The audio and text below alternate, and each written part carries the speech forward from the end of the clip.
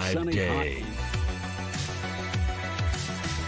Hello, my name is Sean Brazel. I'm with the Fence Man and Quantum Property Services. I'm here to give you the brass tacks and hard facts of what encompassing all of your property needs are. We can help you with your real estate, your property management, your construction, and your money. Hi, I'm Andy, Money Talks Knox. I'm here to talk to you about maximizing your return on your investment and also helping you get creative with your financing. Please, when you think of Quantum Property Services, Inc., give us a call at 479-434-6860. That's 479-434-6860. I'm Andy, Money Talks Knox. brass tacks, hard facts.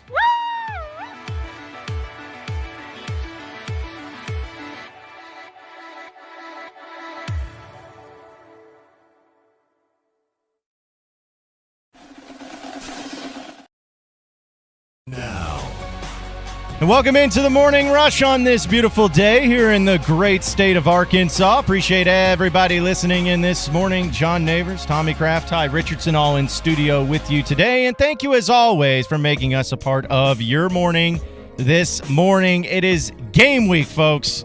No longer are we having to have a week of speculation and thinking about what could happen, what should happen, what might happen. We're actually, this week, this Saturday, going to have the Arkansas Razorback football team play in a real football game. We finally made it. Yep. Good to maybe we'll know a starter sometime this week for the quarterback position. Maybe. I would hope so. Maybe. I mean, since there's maybe a game by this Saturday, week. Maybe by Saturday we'll know. Yeah, Saturday, maybe around, I don't know, 3 o'clock we'll have a start or something like that. But that's good. Do we have to talk about that again today? Yes. Do we have to go through it all? Yes. I don't want to. I don't want to. But we don't know anything new. Nothing's changed other than the fact that I guess Nick Starkel took the first team reps in the Beanie Bowl. Yeah. So there's your update. Chad Morris will talk to the media later today. This will be kind of the routine as we move to game week, as Chad Morris, along with his two coordinators, Chavis and Craddock, will meet with media on Monday. So maybe we'll know more this afternoon or in the morning to give you a report. I'm hoping so. Do you think today's the day when they name it, though? Well, they got to put out a depth chart, and that doesn't mean they can't put out an or in there. I'm going to throw something if they put out an or. I mean, I don't know. This is just me reading tea leaves. Clay Henry will be with us in about an hour. We can find out what he thinks about it. He's always thought it's still going to be Hicks, but I know the last couple of scrimmages, including Saturday, Starkels ran with the ones. Now, one other thing you can point to Saturday that came out in the reports and reading what Tom Murphy wrote about it and others, Ben Hicks, when they were practicing victory formation, he was with the one. So I don't know what any of this means other than I kind of feel like it's going to be Starkel based on the fact that in the last couple of major scrimmages, he seemed to have spent more time with the ones than Hicks. But, again, guessing on this here. Yeah. Because that's all we're able to do as far as what the information we have is just guess. But hopefully that'll be named today. And if it is named today, then we can talk about tomorrow just what people's reactions are going to be. I kind of expect more splitting of the baby today, if you will. And splitting of the baby. Well, what was it, King Solomon, that when the women came in and the old Bible parable and that the women said, "No, that's my baby. This is my baby." Well, I'll tell you what, we'll just cut the baby in half. Yeah, and then the woman said, no. Oh, okay, then that's your baby. I think there will be more splitting of the baby today. Meaning, good to get biblical this morning. Right, Old Testament. I'm going Old Testament. Old school Old Testament. Meaning, he's going to say, well, we'll just say Starkel in this game. Starkel's going to start, but Ben Hicks is going to play a lot. Both quarterbacks. We're going to see, and we're going to continue to evaluate. That's going to be a phrase. We're going to continue to evaluate. I fully expect that narrative today. So even if you name one guy, and I hope I'm wrong about this because I think the best thing is pick, choose, and go. You know, all in on that one individual. But I got this feeling that's just, well, we're going to reward these other two quarterbacks. John Stephen Jones may get a series, but we're going to go a little bit back and forth with Starkel and Hicks. We saw that a year ago. I don't know why, But wouldn't that make it worse, though, if that's how he approached it? Just saying, well, we're going with Nick Starkel, but we're going to make sure Ben Hicks gets his too. Okay, no, that shouldn't be the case. It should be, this is our guy. We've been impressed by him. He's the one that stood out the most and showed the most consistency in this practice. Well, we're going to ride with this guy. Isn't it safe to say neither one has separated themselves in that word consistency that got thrown around? Either they're both being really consistent or neither one's being consistent, I guess. Because unless this is the greatest cover-up in the, for a 2-10 football team that I've ever seen, I don't know. They just can't seem to come to a conclusion here. Nope. There's nothing really to keep that secret, No. And you're hoping that over the weekend, that's when they use their evaluation time to look at whatever they're looking at, and then they've had a decision. Because, is this week going to change anything? I mean, is it that close of a race to where this week you're going to have to use it to see what they do in practice? Because remember, Tommy, both Joe Craddock and Chad Morris said last week they have all the information that they need. Yep. All the evaluation that they need. Yeah. So there shouldn't be anything else this week that you need to decide on who the quarterback is. Shouldn't be that way. So that's why I feel like today's going to be the day. And by the way, Kyle texted into the Cherokee Casino hotline from Greenwood really early here in this morning, but he says, I'm hoping that Chad Morris doesn't name a starter, and then the Hogs come out and then Wildcat in the first play. Well, now that would be a troll There's job. been a lot of theories. That's been one of them I've seen floated around. The other being this theory, or that's more of a desire than a theory. But there's this other theory I've heard floated late last week and over the weekend about, well, he didn't want to name a starter now because if he goes with Hicks, Starkle may go to the transfer portal. Heard that too. I don't know. Possibly, I don't know. Then that makes it even worse. That makes your situation worse. If that's what you're fearing, if that's the point in time that you're at where it's like, they got one of your quarterback that'll threaten to transfer out if you go with Hicks, kind of puts you in a bind. That's the world we live in now. I know. But then it would be kind of disappointing if Hicks is outperforming Starkle. In some people's minds, it would be very disappointing. Yeah, you're right. Because that would mean that a guy that actually had SEC experience and had some decent stats at a place is not outperforming a kid from SMU. Nothing against him, but if you're good enough to play in an SEC school, you should be much better than the kid that was starting at SMU. Yeah. But that's just that's the perception of it all. That doesn't mean how it'll be the case. But like you said, Tommy, Nick Starkle has taken the majority of the first-team reps over the past week. At least that's what's been reported on. In the Beanie Bowl on Saturday, which I know you watched entirety, and you really broke it down. But on the Beanie Bowl there on Saturday, looked like Nick Starkle was the guy that was out there. So the Beanie Dip Bowl, that's what I'm going to call it. Yeah. Go have some bean dip, Fritos, and the Beanie Dip Bowl. What'd you think about that? Is that like, because it's just like a glorified walkthrough, and right. And then they staged a fake fight, which I thought was funny. Yeah. Kind of an interesting thing. Well, I mean, you got to have one of these, and they haven't had, any time until Saturday in the stadium itself. So that was the first time they stepped on the new turf, first time in the stadium. And Chad Morris talked about, there's just if a player gets ejected, who's responsible for getting them off the field to the locker room? How are you supposed to respond to that as a staff? There's just so many things. How do you run out on the field? How do you all these little things that you don't get a chance? You don't need to wing it. You need to know what you're doing to look organized game one. So this is part of, leading a program is, hey, we need to be prepared for these 25 things that may happen in the course of a game. Yeah. So that's their chance to do all that. Yeah, which is fine because I think that that is some of the things that we don't think about as being important, and I think that Chad Morris and his staff obviously want to make sure that they have it handled on their end. So I totally get that. But now that you're heading into this week, once a starter is named, like say if it is today, and once a starting quarterback is named, then I think everybody can start really putting the pieces together of like, all right, so this is who the guy's going to be. This is what we want to see out of him in game one, because that's what we've been told is he is the better of the quarterbacks. That's what at least how I think. Right. Well, there's obviously we'll continue to look at this. Are you worried at all about this wide receiver situation? And just the fact that they can't keep anybody healthy? Right. I mean, yeah. Just I am because first off, you lose Deion Stewart. We all know that. You lost him for the season. He's gone. Jordan Jones battling illness. He'll be back, or not illness. He was battling I forgot what injury he had. Was it a leg injury of some sort. Yeah, I think it was a knee sprain or ankle, something like that. But he's not going to be out for a very long time. So he'll be back. Trey Knox has been the one we're not clear about what is going on. Yeah, and they keep saying that he's fine. He's going to be fine. but he wasn't in pads or anything He for the went out there, Beanie Bowl. Yeah, he went out there Saturday. So, yeah, that's Didn't a I whole read weird Mike Woods situation. missed too? Yes. I don't know, So- man. There's just It seems like all the names of the guys you're counting on, not there. yeah. And I don't know if a Missing lot of those practice. are injuries or are they sicknesses or are they just being held out as a precaution. I don't know the details of it all. But it does worry me a little bit because anytime that you're breaking in a new quarterback and you know that last year didn't have the most talented receiving core, you need all the help you can get. And some of the guys that we've been hearing about as performing very well during fall camp was one of them being like Trey Knox. And then you also heard about the fastest guy on the team, Jordan Jones, and the playmaker that he could be.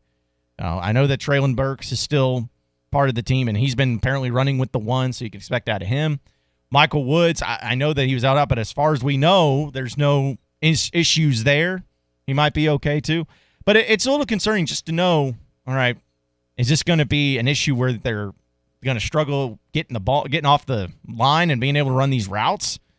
Because there was an issue last year. Yep. They need all the help they can get there at wide receiver. So, yeah, I think it'll be interesting to see what the crew looks like once game one comes around. Who's actually healthy, ready to go, because we've heard that C.J. O'Grady's coming along nicely from his injury. He should be all right.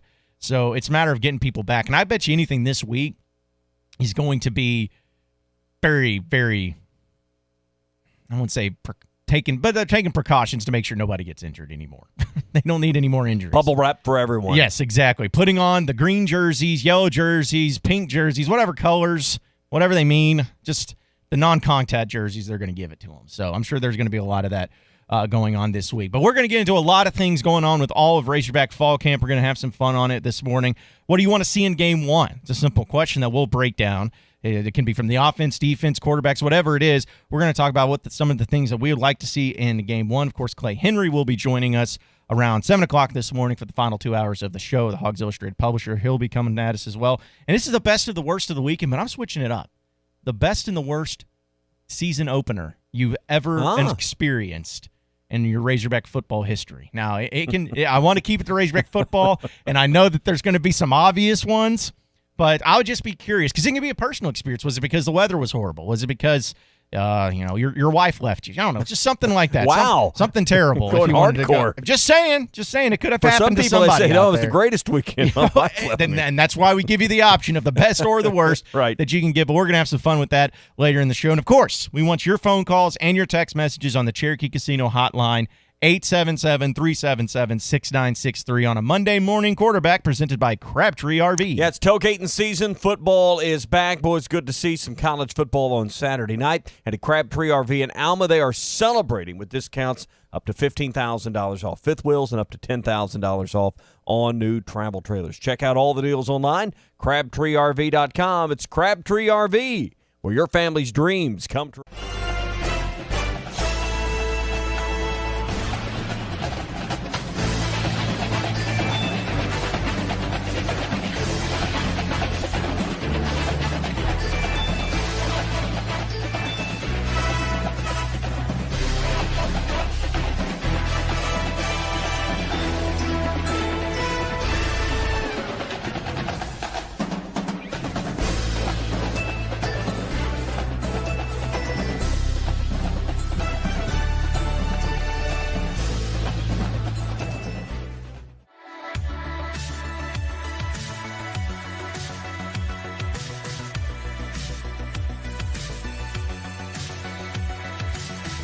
Hello, my name is Sean Brazel. I'm with the Fence Man and Quantum Property Services. I'm here to give you the brass tacks and hard facts of what encompassing all of your property needs are. We can help you with your real estate, your property management, your construction, and Your money. Hi, I'm Andy, Money Talks Knox. I'm here to talk to you about maximizing your return on your investment and also helping you get creative with your financing.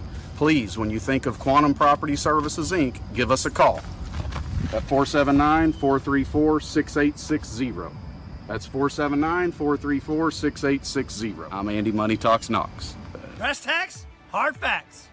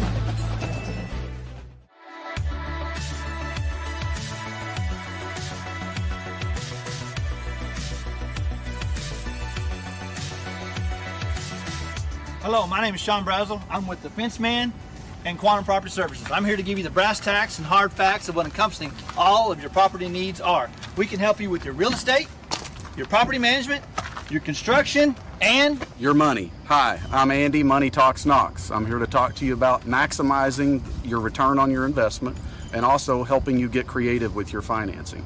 Please, when you think of Quantum Property Services, Inc., give us a call at 479-434-6860. That's 479-434-6860. I'm Andy, Money Talks Knox. brass tacks, hard facts.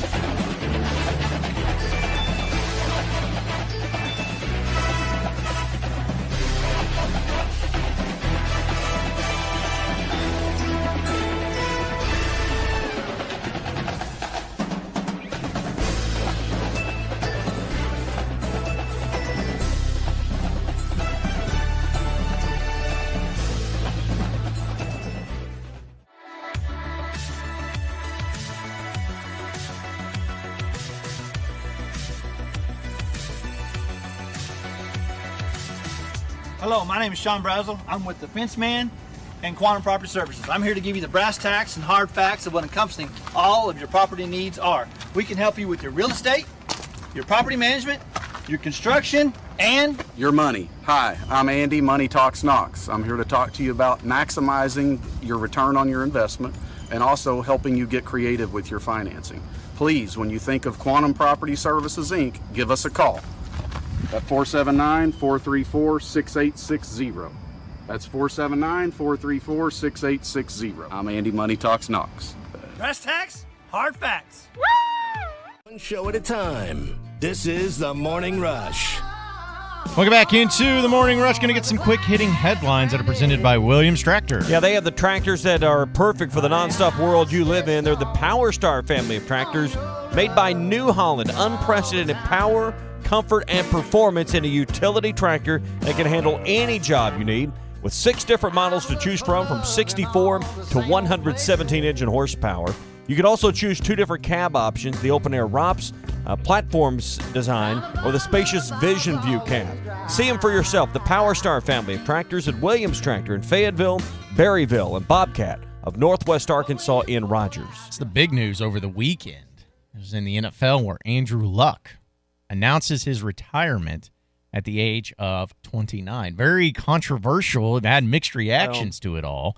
It's cited injuries and mental fatigue. They completely goofed this up with the timing of it. And they didn't mean for it to happen the way they did. Adam Schefter scooped him on this. But they've been talking about this for 2 weeks, working out this $25 million he wasn't going to pay back and all of this stuff. And they thought they could keep it quiet until Sunday. That was the mistake. When they had it all worked out on Friday. They should have announced it at some point before this game. Because the reporters are too good, and people that there was too many people that knew, and word leaked out, and it became the worst PR mess you could make of this type of situation. Yep, that was the unfortunate thing, and that wasn't. I guess it's part Andrew Luck's fault because he could have said, no, this is how we're going to do it. It should have been done before the game, and then they could have pivoted from that news to the game itself on Saturday, the exhibition, preseason game. Instead of it essentially happening like right in the middle of the game. That's right, because if you're Adam Schefter, who reported this, you're just doing your job. You did your job. You're giving information. You can confirm it. The timing really sucked. Right in the middle of a game, and then now we live in a world. Think about this. 10 years ago, the news would not have swept the stadium like it did. But I'm sitting there at dinner Saturday night, and my phone dings. Fox News with an alert, with a push notification on my phone. Andrew Luck to retire. Now that's what happens. The word starts to sweep the stadium, and then he gets booed on his way out. Mm-hmm. I don't care about the booing. I think it's classless, but I just thought the Colts really beefed this up. Yeah, and I mean, I understand some of the, especially I don't understand booing. I don't ever think that. Right. I think that's a bad move. But I understand fans being upset because they're like, dude, the season starts now. Right. Now what are we going to do? Like, you couldn't have done this before the draft or something. We could have made moves. Because as I was listening to Golick and Wingo this morning, the Colts were like the far and away favorite to win their division. Right. And now a Super Bowl pick by many. Now they're supposed, as far as being favorites, they're third in the division. Yeah. I mean, it's a huge move. So as a fan of the Colts, it's just like, dude, the time now. Now you're doing this. So Ty Richardson, what do you do if you drafted Andrew Luck as your quarterback in your fantasy league? Give up. So we were doing a fantasy draft on Friday night, and well, that would even lead you to more booing if you just drafted the guy on Friday night and then this comes out on Saturday. Wow. So yeah, now you got, and one of my buddies drafted Andrew Luck, and then an hour later he retired. It was an auction draft. I don't remember. He only got him for like $2 or $3. Auction draft. Auction draft. Okay, so is this? But he's still. I mean, he's ticked off. Like you draft him to be your starter, and next thing you know, he's retired. So you're just screwed if you drafted Andrew Luck. That's what you're saying. Basically, I mean, you can go after Brissett or potentially. Well, I mean, the draft's over. There's no more draft, right? You can just pick him off the free agent wire. You can do free agents. I don't play fantasy. I doubt that anybody picked Jacoby Brissett in their draft. I would think not. It's like a second or third team quarterback, not a first. That's brutal. But, I mean, like you said, Tom, he's just a bad PR move. There had to be a lot of people out there. I don't play fantasy football, but there's a lot of guys that do. It's probably the fans that were booing in the stands. I was thinking, what if you drafted this guy last weekend or earlier this week? Because I know a lot of fantasy drafts are happening right now. Especially if you were in one of those fantasy drafts that's got like high stakes, like $500 to and put listen, in. I don't want to play fantasy football with you, but I do want to come to your draft party. That's the part I'm interested in. It's about the party. Invite me to the draft party. Yeah, it's all about the party, that's for sure. More of the Morning Rush coming up next. Labor Day, rock and roll.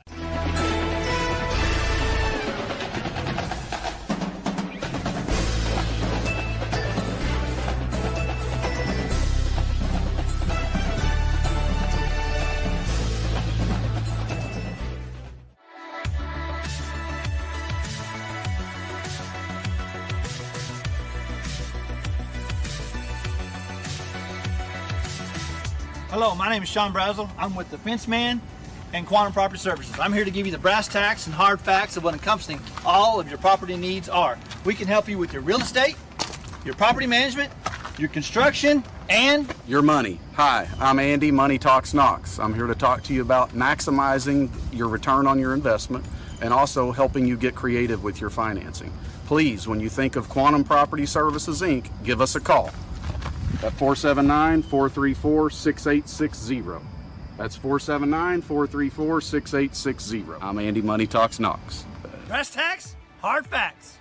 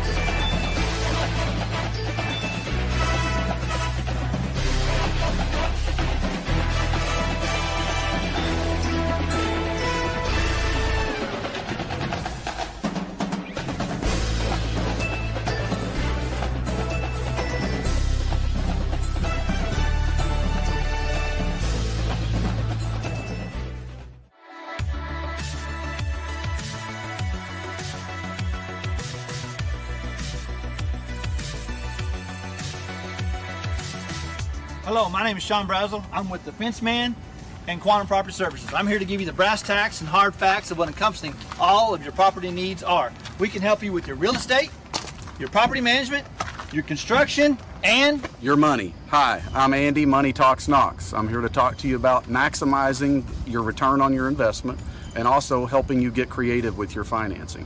Please, when you think of Quantum Property Services, Inc., give us a call at 479-434-6860. That's 479-434-6860. I'm Andy, Money Talks Knox. brass tacks, hard facts.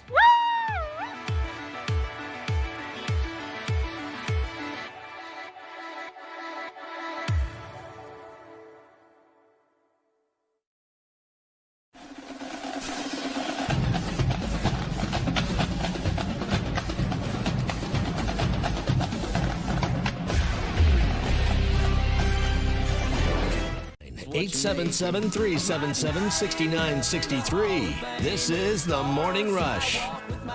Welcome back into the Morning Rush. We are brought to you by the Paint Store. Yeah, they're in Van Buren, 1414 Fayetteville Road. All of those fall projects just around the corner.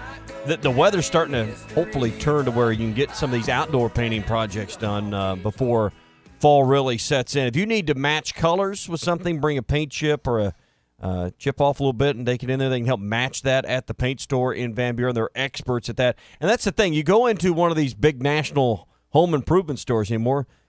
I was in one the other night because I needed something real simple for my fireplace. And they had no checkers open.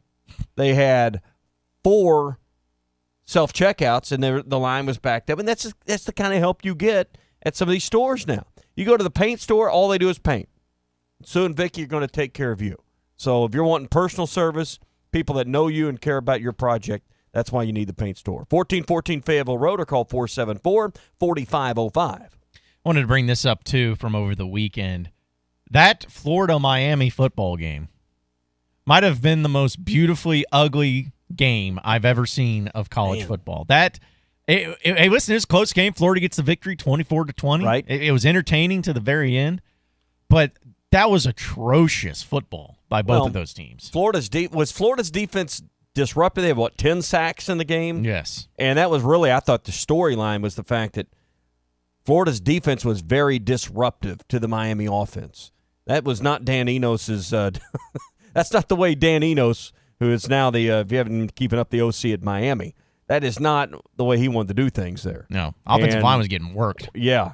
So here's my question, I guess, is Florida that good on defense, or was just really both offenses that bad? I think it was both offenses, and I think Miami's problem was, as Arkansas have seen, also, if you don't have an offensive line and you're doing drop-back passes and you're trying to figure things out that way, especially in game one with a new coach and a new OC, that's kind of the results you're going to get. But I came away with, I wasn't expecting much out of Miami. Hey, you get a new coach, there's a lot of new things you got to go through, but Florida looked really pedestrian. Now, I know it's week 0, it's game 1. You're away from your home state. It's a different thing, and it's you're not always going to get your best games in your first game of the season, but it just looked really messy and gross. I think that Miami finished with 15 penalties, something like that. And Florida, like 137. Yeah, it's just 50 yards or something. Ridiculous amount. And then Felipe Franks looked very average, even though he thought he was a lot better than what he was playing at. But we got a listener named Wally that will email a lot. He doesn't text. He doesn't. Old school. He's old school. He emails, and they're great emails. But he sent me a long email following that game. He said, I think we just watched an 8-4 Florida team. That was his opinion. That's what it looked like to me. And, I don't think we watched a Florida team that's going to beat Georgia. I don't think we watched a Florida team. 8-4. Not going to beat LSU. 9-3. Yeah, might be about right. Yeah. I was not impressed. Not impressed at all. But then again, it was game 1 for Florida. And game 1 in week 0. Now they got a little more practice time on the front end, but still. I love the week 0. Oh, it's great for, no complaint about it. I'm just saying it's even earlier, a week earlier, so you're not quite as honed in. And which I get. Totally get. But here's what's crazy, too. It pulled in a 4.1 overnight rating. One of the highest college football games. Everywhere I was. I watched the first half and went out. Everywhere I was had that on TV. Mm-hmm. So it makes me wonder, are they going to keep up the week 0 thing? Probably so. I like it because you get the 2 bye weeks. But yes, next year, no 2 bye weeks. So that's true, too. I don't know. Hey, if you need new tires, head to Southern Tire Mart, I-540 and 271 in the River Valley. They've got all the most trusted tire brands on the market, including their best-selling Toyo tires at a great price. And if you need your oil changed, it's only $24.95 every day at Southern Tire Mart. 646-2674 for an appointment. Call them at Highway, or stop in to see them at Highway 271 and 540 at Southern Tire Mart. On the other side of the break, we're going to break down some of the things that we want to see in Game 1 for the Arkansas Razorbacks against Portland State. And there's going to be a lot of them, trust me. But we'll get to that and a lot more. Stay with us, folks. More of the Morning Rush coming up.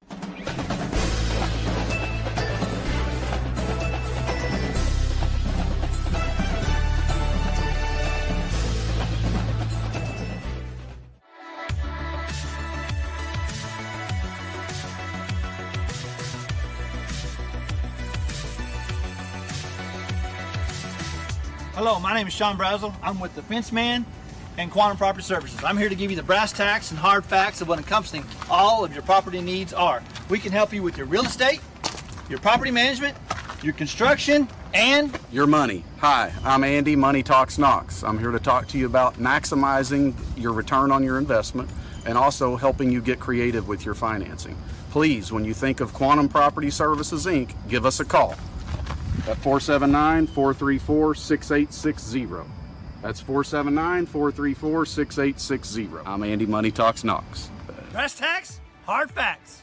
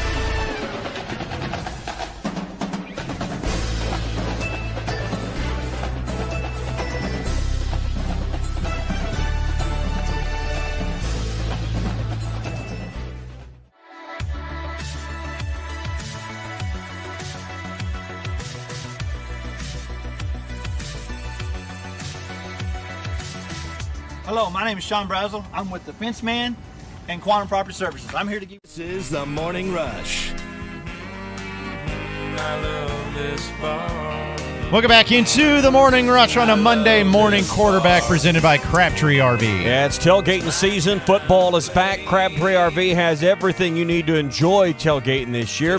They're celebrating with discounts up to $15,000 off on new fifth wheels, up to $10,000 off on new travel trailers. Also check out the new Catalina with a patio. It's just $249 a month. Everything you need, plus their 26,000 square foot indoor showroom awaits you. Exit 13 off of I-40. Next door to the Cracker Barrel in Alma, it's Crabtree RV, where your family's dreams come true. What do you want to see in Game 1 with the Razorbacks in Portland State? I'm sure a lot of you would like to see who the starting quarterback is, but kind of go more in depth with that. What would you like to see? We're going to be talking about that throughout the morning here on the Morning Rush. But let's go to the Cherokee Casino hotline, 877-377-6963. Danny's in Russellville. What's going on, Danny?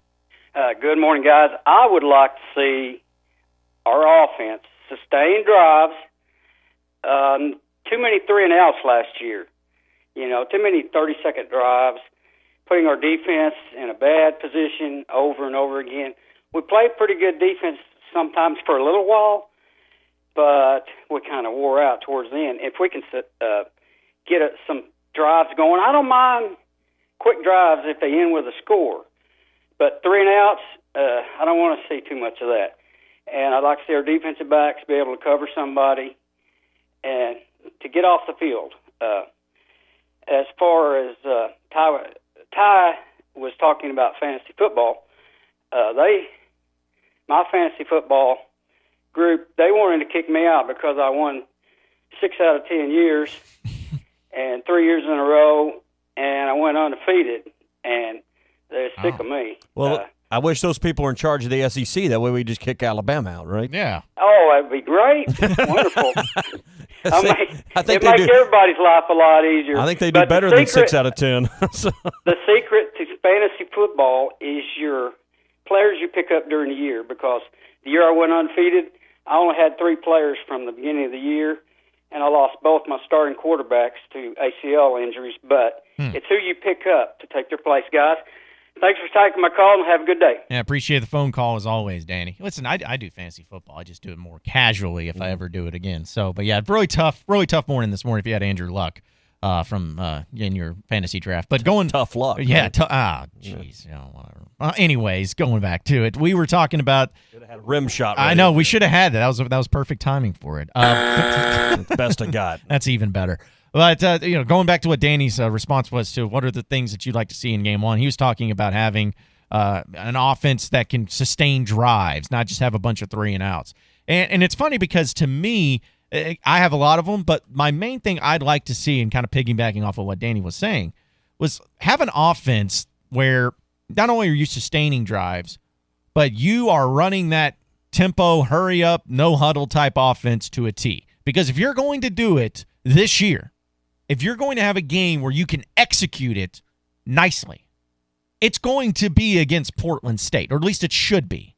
Should be, because there is no doubt that this is the worst team is on your schedule. I mean, they're awful. They are an awful team, and we're going to have a breakdown of getting to know Portland State later in the week. I'm sure just dying to know. But they're the worst team Arkansas has on their schedule. It's at home. If you're going to have your offense really showcase its abilities, showcase this tempo, this full tilt boogie, left lane hammer down type offense, this is the game to do it. And that's what I want to see. I want to see Arkansas have a 5 or 6 play drive in 50 seconds that leads to a touchdown. I want to see that offense to where everyone knows what they're trying to do, knows what they're supposed to do, where they're supposed to line up. So after a 23-yard gain by Rakeem Boyd, 2 seconds later, that team is on the ball, knowing what's the next play going to be, and they snap it as soon as the ref gives a little signal to get the ball spotted and run that play clock. That's what I want to see. There is no signal anymore. Sorry. I knew you were going to come at me with something. Well, actually, you know what I mean. On the 40-second clock. Whatever. You know what I mean. Right. But that's something that I'd like to see. I'd like to see a drive to where it's put together and everybody looks like they know what they're supposed to do, and it's going fast the way you're supposed to. Does it look smooth? Yes. Exactly. Are there times where you're self-inflicting stops of your drives by lining up incorrectly and having illegal formations, false starts, things that are momentum killers, drive killers? Are you able to? We've heard the word consistency out of the coaches' mouths ad nauseum almost during this camp. Big word, but can you consistently put 2, 3, 4 plays in a row together to move the chains? If you've got to go 75 yards off of touchback, or you get the ball somewhere in the 20 to 30 yard, can you go 70 to 80 yards and do that over? It's great if you can do it in 3 plays because you bust one. But in the SEC, that's not going to happen. Can you put 8 or 10 plays in a row together? No, you may have one in there. It's an incomplete pass, whatever. Can you come right back and complete one and continue to stay out of third down? And then when you get in third down situations, is it third manageable? Is it 3rd and 3, 3rd and 2? Or have you put yourself in a situation where you're facing 3rd and 8, 3rd and 9, 3rd and 10? What's your average on third down that you got to get to? You're going to have third downs, no doubt. But can you be in a situation where more than not you're going to be 3rd and 3 or less? That's how you're going to win football games this year. Mm-hmm. And if you can't do that against Portland State, it certainly raises reason for concern. Yeah. So I want to see if and when they do get to third down, and they will in Game 1, what do those third downs look like?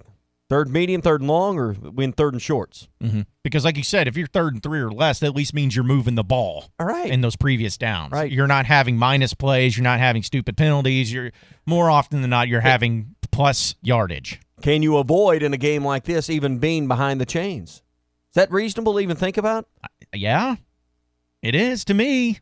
Where you don't have 1st and 15 because of a penalty. You don't have 2nd and 12 because you lost 2 yards on a play. People ran into each other, or one of your linemen missed a stunt coming through, and didn't get somebody, and they either got the quarterback or a tackle for loss. I mean, those things are just signs that you're executing. That's what you're talking about. Can you execute the offense and look fluid doing it? Yeah. And because to me, at this point in time, listen, if you're going to lose games this year, which they're going to lose games this year, we all know that. But it's one thing to lose games where the other teams just got better players. They're more talented. Mm-hmm. I mean, when you're going up against Alabama, of course, it's a great coaching by Nick Saban. But people lose those games because on the other side of the ball, no matter how you're lining up, position by position, they're better than you. It's one thing to lose games like that. But it's another thing to where you're going out there and you're completely and totally unorganized, I should say. And you look like you have no idea what you're supposed to be doing. And I know in game one, you're going to have those issues. You're going to have those moments. We talked about how horrible that Florida and Miami game was where they had some issues. Those are going to happen. But to me, if you are looking completely lost and unorganized in game one, where you've had fall camp to get this offense together, you've had summer workouts to work through some stuff, you had spring practice to figure out some stuff, you've had all that time, even last year too, with a lot of these players that were on the team at least, and game one comes around and you're still lining up wrong, you're still having miscommunications, you're having where it just looks like the offense is lost. That's extremely problematic because, again, you don't have to have the most talented players to go out there and at least run the offense. You know, high school teams can run the offense. Doesn't mean they're going to be good in the SEC because they don't have the talent, but you see what I'm saying? Mm-hmm. I want to see that clean look from them all and from this offense to where they're having the plays come in, that all the players are looking over and they hold up a sign of Captain Crunch and Iron Man or whatever, and they're like, hey, I know what plays we need to run. Right. Here's where I got to line up. Boom, there you go. And it comes back to the word execution. Can you just execute what's being – because I don't expect them to show any wrinkles, anything other than base vanilla, you know. Yeah. They're not going to give Ole Miss any ammunition by putting anything on tape. Ole Miss knows that, and we should all know that. I don't think you're going to see all the razzle-dazzle this week at all. So you ought to be able to execute the most simplest elements of your offense. And that's really what you're driving at is, can you look smooth? Can you look like you know what you're doing in the most basic stuff you've got? Yes. In the vanilla offense, the ones that you would showcase in front of fans. I don't really want to see much of your razzle-dazzle this week. I don't, no need to show that. No. If you got to get into that stuff, the game's probably not where it needs to be in the fourth quarter. Yeah. So, well, here's one thing, and we'll get into this more with Clay later on. They preached and preached and preached about turnovers, creating them on defense, not having them on offense. In game one, can you be like +3 with no giveaways? That you didn't lose a football offensively or on special teams? That's something I think if you're looking for something in game one, that's something I'm looking for is practice what you preached. You've talked all year about turnovers.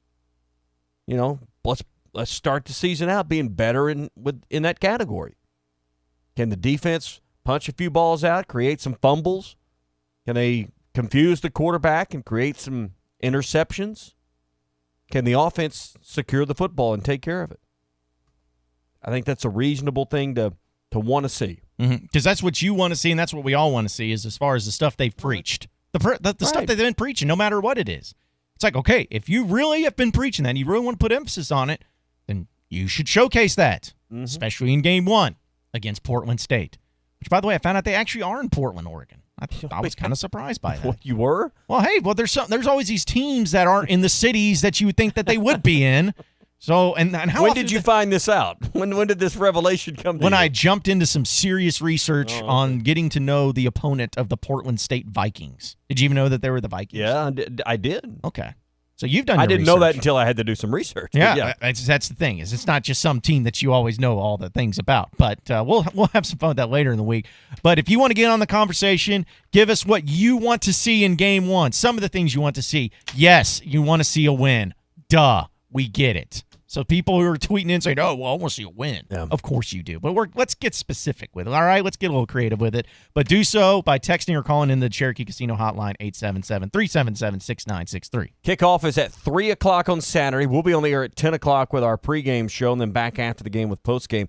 3 o'clock's perfect because you can go up and you get to eat before and after the game somewhere. That's right. And you can snack at the stadium or whatever. But if you're looking for a great place to have a pregame or after-game meal, Sassy's has 2 locations in Fayetteville to hook you up. That's right. And if you go over there and if Arkansas gets a victory, you got to get the Moo Pig Suey. You just got to go with the game day. It's a great burger, but here's the great thing about it. Not only is it a burger, but it's got pulled pork on top of it with barbecue sauce, jalapenos, queso, mozzarella cheese, and coleslaw with all the fixings. So you got to make it right there at Sassy's. They have great burger options. They have smoked tacos. They have catfish, which you know the Nick Mason who comes on the show. He's a big fan of the catfish up there. They have healthier options like some great salads and some wraps. And, of course, their fantastic barbecue. Ribs, beef brisket, pulled pork, smoked turkey, smoked chicken. You create your own platter. Whatever your needs may be when it comes to food, especially on game day, be sure to head over to Sassy's with their 2 locations in Fayetteville, off of College and off of Weddington. More of the Morning Rush coming up next.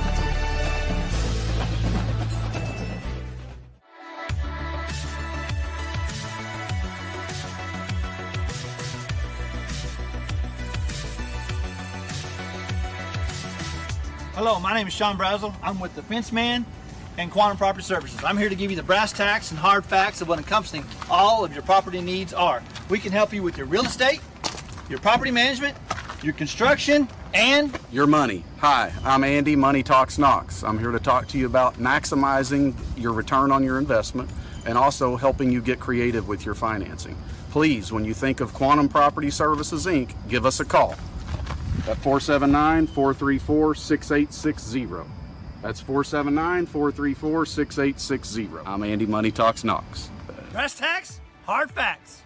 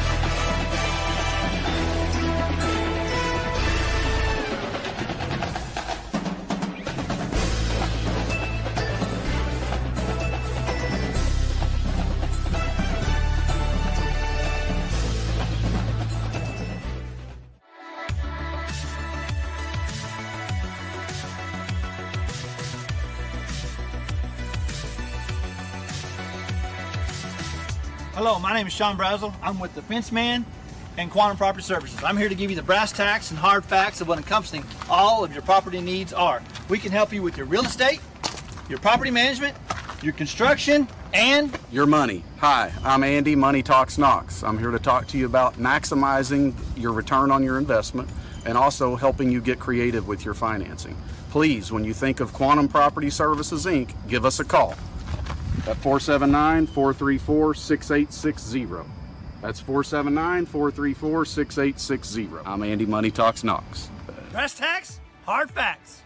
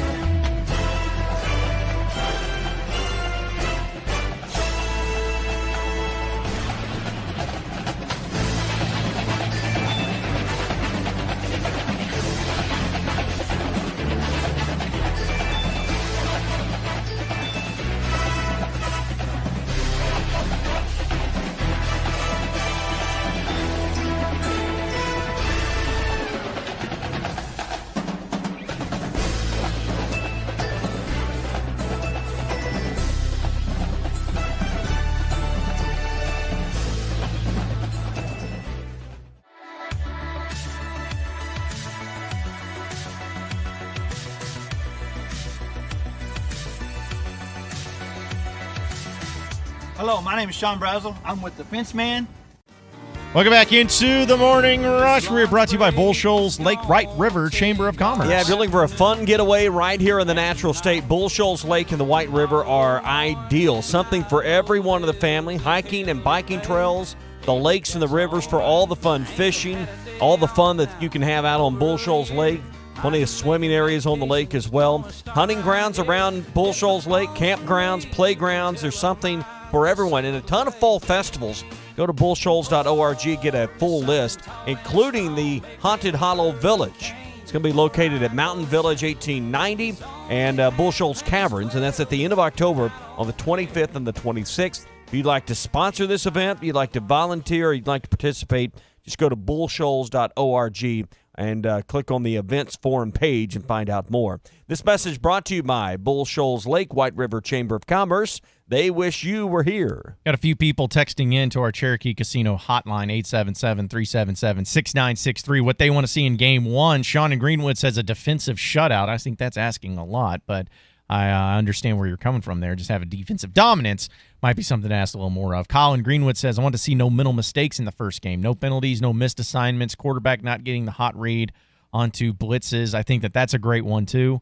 I think that's the bare minimum that you could ask in the basics of it all. Here's one from Tony in Greenwood. Says, how about no sacks allowed? That's a good one. Yeah. It's Portland State, so he shouldn't have any sacks. No sacks allowed's a good one. At least ones where the quarterback takes the snap and then immediately he's getting destroyed. Mm-hmm. Like, it's one thing if the quarterback's running around trying to make a play or something like that, but yeah, just have it to where you're not looking like Miami's offensive line against Florida, where he's just getting obliterated, that poor quarterback. So, yeah, I get that as well. Adam in Alma says, I want to see a QB put the so-called QB controversy to rest. Come out, run a smooth game, be a leader, leave no doubt, and that he has earned the job. I don't really care who it is. Hey, here. Yeah, that's a great one, Adam. That's a great one. Amen. And you feel like that shouldn't be too much to ask, but at this day and age with Arkansas football, anything's too much to ask at this point. This one comes from the 214 area code. I don't even know where that's at. Do you know where 214 is at? Is that Dallas? Is that Dallas? Sounds familiar. Anyways, this one comes from the 214 area code. He says, I want to see things,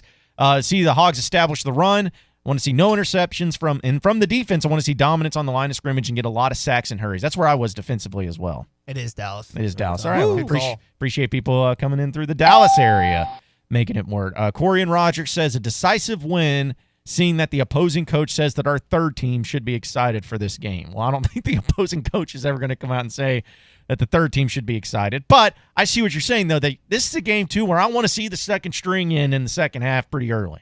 Here's what we're all saying, isn't it? Just go out there and look like an SEC team. Look like you belong in this league. Yep. That's all of this stuff sums up to that, right? Yep. Just look like you belong out there in the SEC. Because what should an SEC team do to a team like Portland State? Oh, they should just go through a cakewalk. It's like we're talking about a Big Sky team. The Big Sky. This should be 70-7. That's what it should be.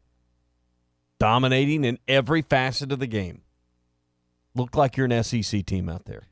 I know it's last year, but this Portland State team lost to Oregon by 60 points last year. Yeah, they were a 4-7 team a year ago. Yeah. They're not a good football team. 3-5 in the mighty Big Sky. You got to watch out for that Big Sky conference. Phil Steele picked them second to last. I don't know. In the Big Sky? In the Big Sky. In the Big Correct. Sky. Okay, so giving you all these informations that you should take to the bank and why Arkansas should be a very dominant team in this game. We're giving you all the reasons, all that. This one comes from the 479 area code, says, stupid penalties must be eliminated, and you can also tell a lot about a team with how they behave on the sidelines. That's kind of something I think would be interesting, too. See some energy, see some excitement, see some plays when they get made, place goes crazy, See some evidence of this new culture they're trying to create there. Yeah. You've overhauled half the roster, right? You got a bunch of young freshmen, 52 freshmen of some type. You got 80 players that are freshmen or sophomores of some classification. So I want to see some of this culture really being evident, easy to detect by the eye. Yeah, where it looks night and day from last year. Right. Like, where it just looks totally different there on the sidelines. I'm with you. And these are all great things, and I think it's not too much to ask to see a lot of these things in Game 1 against Portland State. Speaking of great things, the man himself, the great Clay Henry. Oh, good. Sweet. Is on deck. I can't wait. Didn't we just have him on Friday? Yep. But we couldn't wait another show. We had to have him back. Well, I'm glad and that he is moments away. Great. I'm looking forward to it. Moments away. Yeah. Going to be a great 2-hour show, folks, coming up with Clay Henry apparently joining us. Maybe. We'll see. Might be still asleep because he's old. More of the Morning Rush coming up next. Stay with us. Did someone say, I'm hungry? Visit 906 Cocktail and Cigar Lounge on the Avenue. Try the new panini sandwiches like the Chicken Pyro or the Cubana or the signature 906 wings. Jumbo wings roasted with honey bacon jam. Want some spice? Try the black and blue wings. Experience their salads, flatbreads, coffees and desserts, top shelf wines and liquors, premium beers, world-class cigars, all in an atmosphere that feels less like a lounge and more like a destination. Sample, indulge, escape. 906 Cocktail and Cigar Lounge. Treat your appetite on the Avenue. If you're a landowner, hobby farmer, or full-time farmer, Bush Machine and Tractor knows how important this time of year is for you. So make the most of it with a brand new Branson tractor. Offering tractors from 19 to 105 horsepower, they have the tractor that's right for you. Make the most of your time this year and ask about their special financing options and free loader rebates. Arkansas's #1 Branson dealer is Bush Machine and Tractor in Fort Smith. Check out their 434-6860. That's 479-434-6860. I'm Andy Money Talks Knox. Brass tacks, hard facts.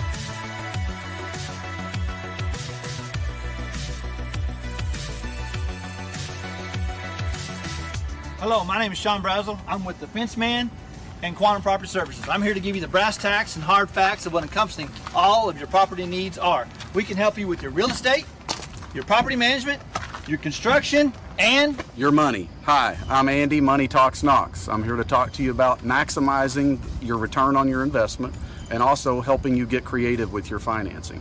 Please, when you think of Quantum Property Services, Inc., give us a call. Right now.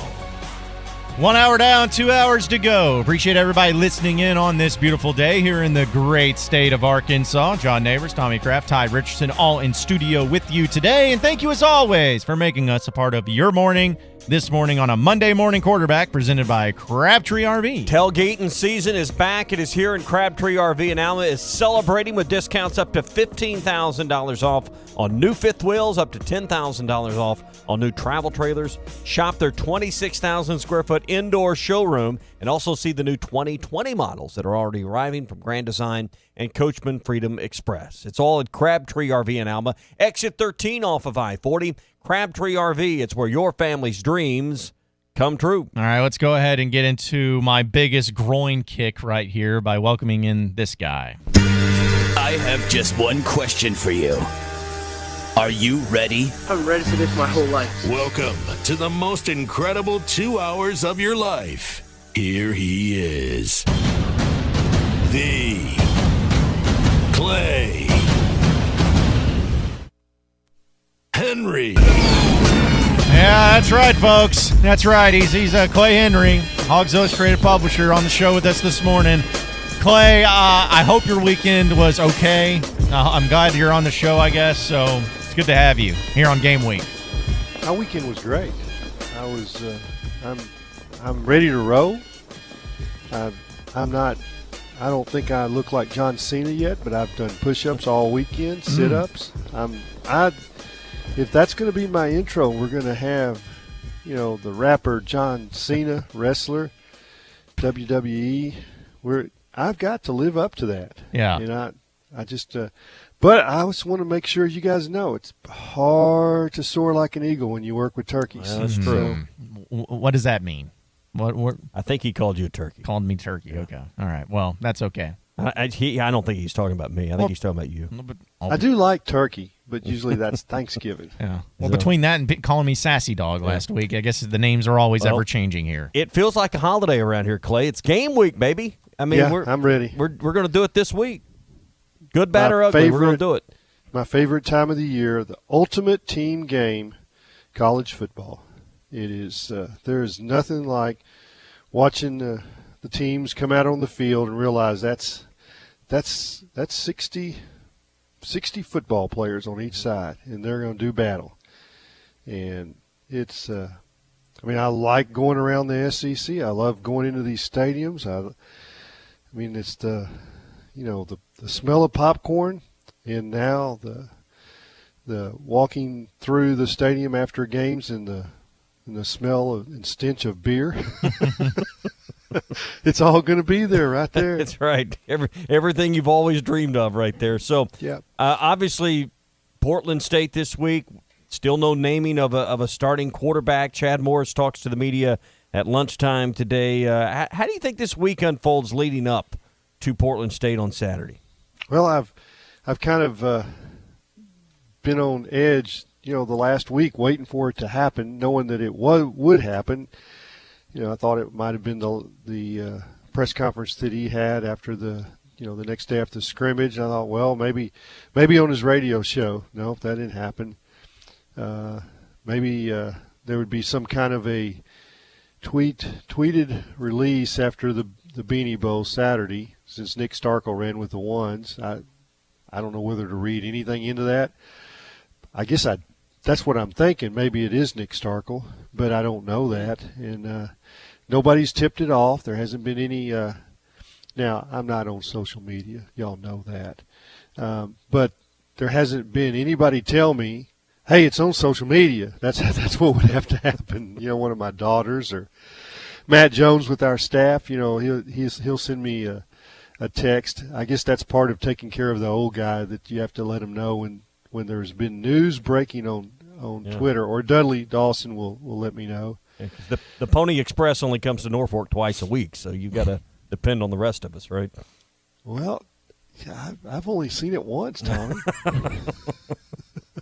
After Friday, it doesn't happen. So you've been saying. I will tell you this: the mail lady, she brought a package down our driveway, which is about maybe. What would you say, 75 yards down? Yeah, it's not 100 yards. She came down and put a package on my front step, so I guess that's pretty good. Yeah. It was too big for the mailbox. Yeah. Hey, I had to put the mailbox in the ground, guys. I had to actually dig the hole and put the post in and make it compliant with the U.S. Postal Service, and they checked it, and and then they said, "Would you look at yours compared to the others?" And I had the smallest mailbox. I didn't realize, but when you live out in the country, you have a giant mailbox to get all of your Amazon and UPS deliveries. Mine's just a normal mailbox. Yeah. My wife has since said, you might want to go back, upgrade, and get the big one. Yeah. And I said, that was the biggest one they had. She goes, oh no, there's a big one. So you mentioned a moment ago Starkel running with the ones. That's all right. Yeah. But that's a break from what you thought maybe that's a sign. You have thought Ben Hicks all along since you joined us on the show. Are you beginning to maybe have a different thought about who it will be ultimately out there Saturday? That's who I expect. I don't. There's nothing that would tell me. There hadn't been any smoke signals that I've been able to read, and you have to kind of sort it out through code. And I've had a lot of people tell me what they've seen in practice, and it's always been, this guy will do it for a while, then another guy will. There's always been balance, and it looks like designed to how the reps been split with the ones, and there's been nothing to say that hasn't been the case other than, okay, they had to put one of them out there for the Beanie Bowl, and it was his turn. But I guess that's how I'm reading that. But it could be either one. I don't think it really matters. I don't think one over the other is a tremendous upgrade. I know some people talk about Starkel's arm, but I also have heard people that watch practice and say that more often than not, Hicks picks the right guy. That the progressions would lead you to throw it to this guy. It's both of them have adequate deep arm strength. Starkel's, those deep out 25-yard patterns, that I remember Mallett and Joe Ferguson throwing.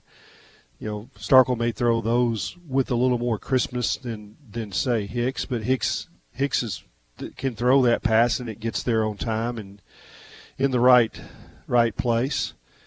So I don't know. I mean, it's I hope they get it right there, but I also hope they have it right in the offensive line. Probably more so on the offensive line than quarterback. If they were as good other places as they are at quarterback right now, and I'm talking about 1, 2, 3, 4, this would be a heck of a team. They're closer at quarterback than they are most other positions on this team, and that's just the opposite than it was last year. They were way far away at quarterback, and I think we all knew it.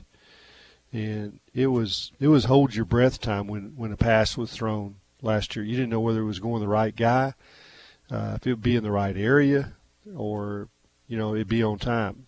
So yeah, but it could be Hicks still, but it might be Starkel. Clay, let me ask you. I want to follow up with that. You were saying that the quarterback's position might be closer than in the other positions. Are you saying as far as closer as coming to a decision, closer as far as being SEC caliber? SEC players. Okay, so SEC players. Okay, so I'm just curious about that. Based on what? Based on just what you've been seeing in practice. Based on talking with the coaches. Where does that come from? Where you feel like they are to that level, getting that close to being SEC caliber? John, I feel it through my skin. Okay, that's good enough for me. I was just curious. Oh, I mean, it's from watching. Okay. It's from talking to everybody. I mean, I don't talk to just one person. I think you probably read what I wrote last week. Sure did. That I talked to, I guess it's 3 former head coaches, 2 former SEC coordinators have been through practice, 2 scouts, probably 8 to 10 former players, some of those with NFL experience, or at least pro experience. Some of it was Canadian, and what they tell me and what I see, it all matches up the same. I mean, if you're hearing it from the same people that didn't think that was the case last year, but they do this year, then you think they were probably honest if they told you last year they didn't think that they were SEC. I mean, there's one guy, he told me that he didn't think they would win a game last year. Well, they came close to that. Mm-hmm. I mean, they won 2, So, but yeah, I mean, it's talking with people, and then the difference in the wide receivers, the difference in the freshman defensive ends that are probably not ready to play, but they're going to play because they've got SEC speed. I think the cornerbacks are better. I think the safeties are better. I think without question the depth at linebacker is better. I mean, when you're going into the first game last year and you lose Dre Greenlaw and you put Bumper Poole out there who's not physically or mentally ready, to play, and it sure looked like every SEC team attacked him and not Scooter. I mean, Scooter was mopping up, running the alleys, going to help what Bumper couldn't get to or didn't, take the wrong step. But now with Grant Morgan and Hayden Henry and Bumper Poole along with Scooter, you're so much better at linebacker. And that's a critical position. I mean, that's the position in this defense that makes the tackles. I think Joe Fouché is better. I think Cam Curl is better than he was last year. Monteric Brown and Jarquez McClellan, and then you look at the depth behind those guys. You look at Greg Brooks as the nickel. You got Devon McClure who can play nickel or can play outside linebacker. I mean, this defense is much further along. And, I mean, you've got the same offensive lineman plus Myron Cunningham. They're all a year older. And I think Ty Clary is in a different mindset and different ability-wise as far as executing snaps than he was last year. That will make a difference if the quarterback's not reaching for the snap. I mean, reaching high or reaching low. I mean, if it's coming right to him. So that's just a few things. I mean, I think Raheem Boyd was here last year, but he didn't know what he was doing, and he physically is different. He's got his shoulder finally fixed. Probably played with a bad shoulder for 2 years. Dev Whaley's a little lighter, a little quicker, got a little more, maybe half a step he's gained speed-wise. Chase Harrell, I think, is healthy. Wasn't last year. Played with the messed up ankle a little bit. I think that this team is just, you just go through it. It's just a year further along in what they're doing. So yeah, I mean, but as far as the numbers of players that could play in the SEC, it's a larger number right now. Now, I'm not saying that they're going to win 8, but I'm saying they're going to be more competitive and they'll win more games than last year. We'll continue our conversation with Clay Henry, Hogs Illustrated publisher. If you want to get on the conversation, be sure to call or to text the Cherokee Casino hotline, 877-377-6963. We are the Morning Rush, brought to you by Williams Tractor. Yeah, they have the tractors that's perfect for your nonstop world, the nonstop workhorses and the Power Star utility tractors made by New Holland that can tackle grounds, municipal, or farm tasks with ease. 6 different models ranging from 64 to 117 engine horsepower with 2 different cab options for you to choose from. Learn more about the Power Star family of tractors. You'll find them at Williams Tractor in Fayetteville, Berryville, and Bobcat of Northwest Arkansas in Rogers. Property management, your construction, and your money. Hi, I'm Andy, Money Talks Knox. I'm here to talk to you about maximizing your return on your investment and also helping you get creative with your financing. Please, when you think of Quantum Property Services, Inc., give us a call at 479-434-6860. That's 479-434-6860. I'm Andy, Money Talks Knox. Brass tacks, hard facts.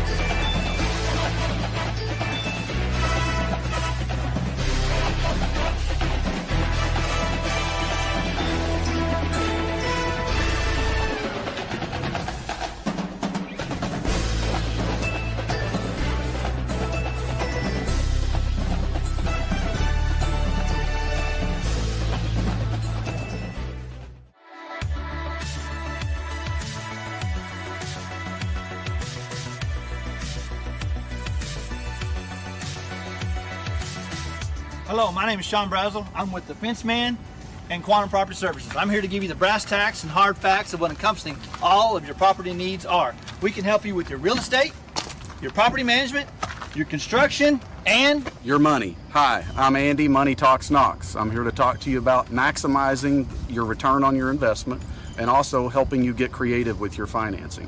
Please, when you think of Quantum Property Services, Inc., give us a call at 479-434-6860. That's 479-434-6860. I'm Andy, Money Talks Knox. brass tacks, hard facts.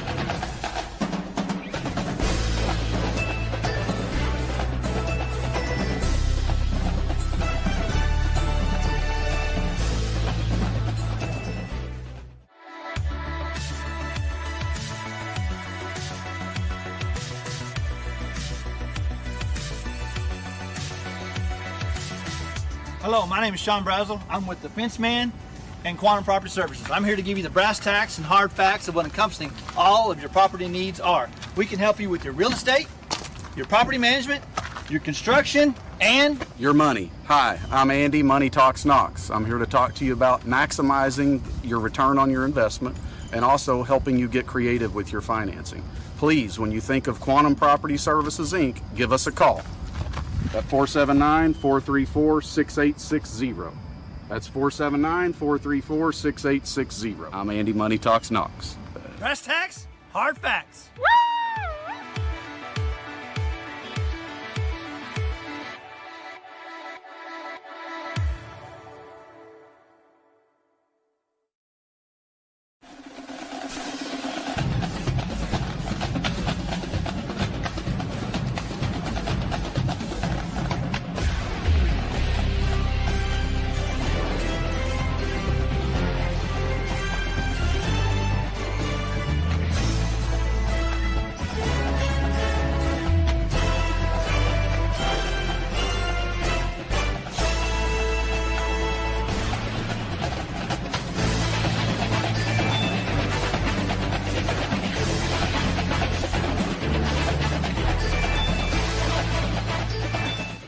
The Morning Rush. We are brought to you by the Arkansas State Police Highway Safety Office. Yeah, Labor Day weekend this weekend. Have a plan. Think before you drink. Unfortunately, Labor Day has become one of the deadliest holidays in the natural states. If you're going to the lake, going to the game, whatever your plans are this weekend, do not drink and drive. It's illegal for anyone to drive with a blood alcohol level of 0.08 or higher. If you're caught, the consequences are severe.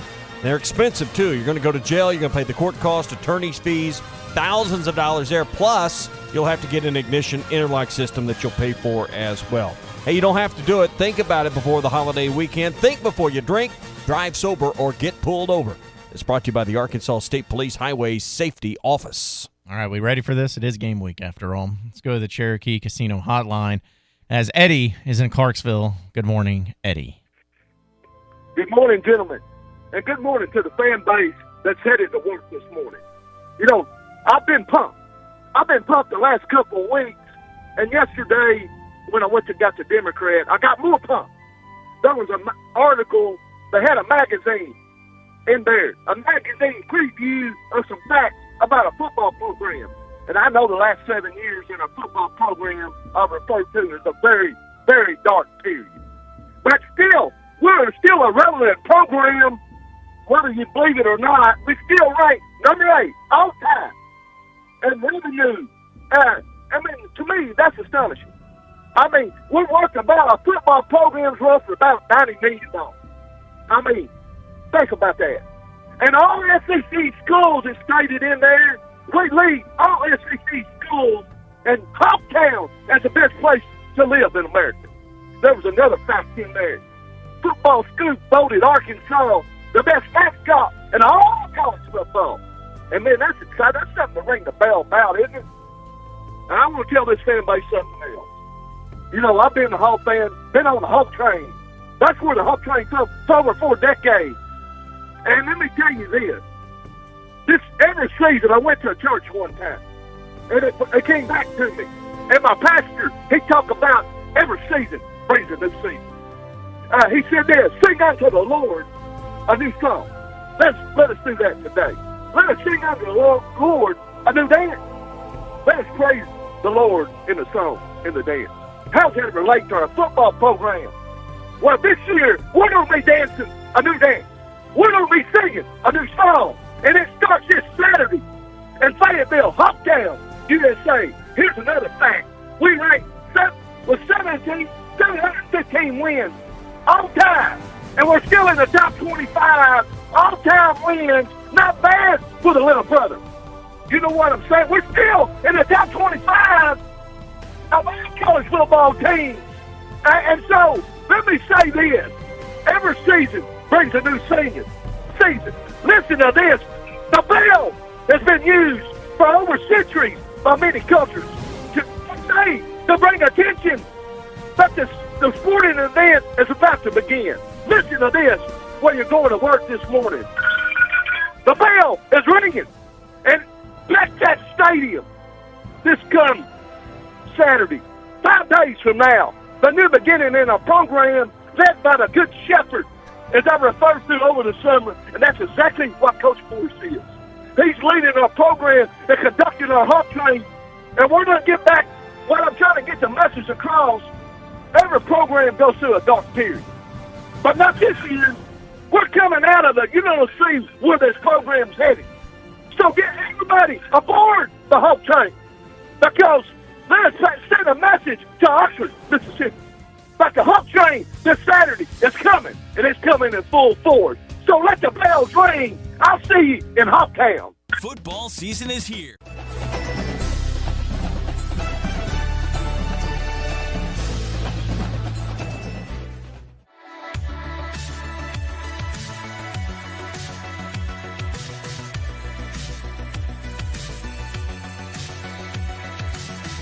Hello, my name is Sean Brazel. I'm with the Fenceman and Quantum Property Services. I'm here to give you the brass tacks and hard facts of what encompassing all of your property needs are. We can help you with your real estate, your property management, your construction, and your money. Hi, I'm Andy, Money Talks Knox. I'm here to talk to you about maximizing your return on your investment and also helping you get creative with your financing.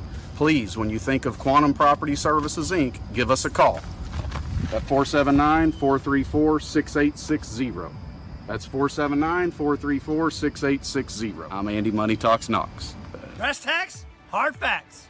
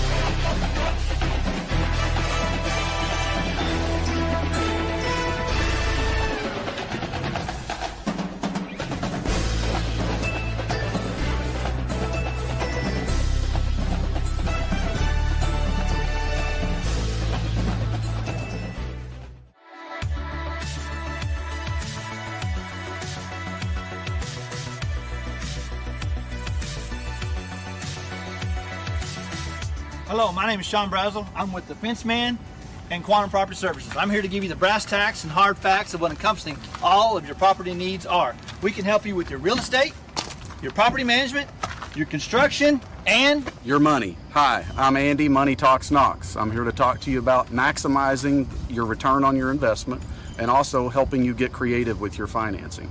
Please, when you think of Quantum Property Services, Inc., give us a call at 479-434-6860. That's 479-434-6860. I'm Andy, Money Talks Knox. brass tacks, hard facts.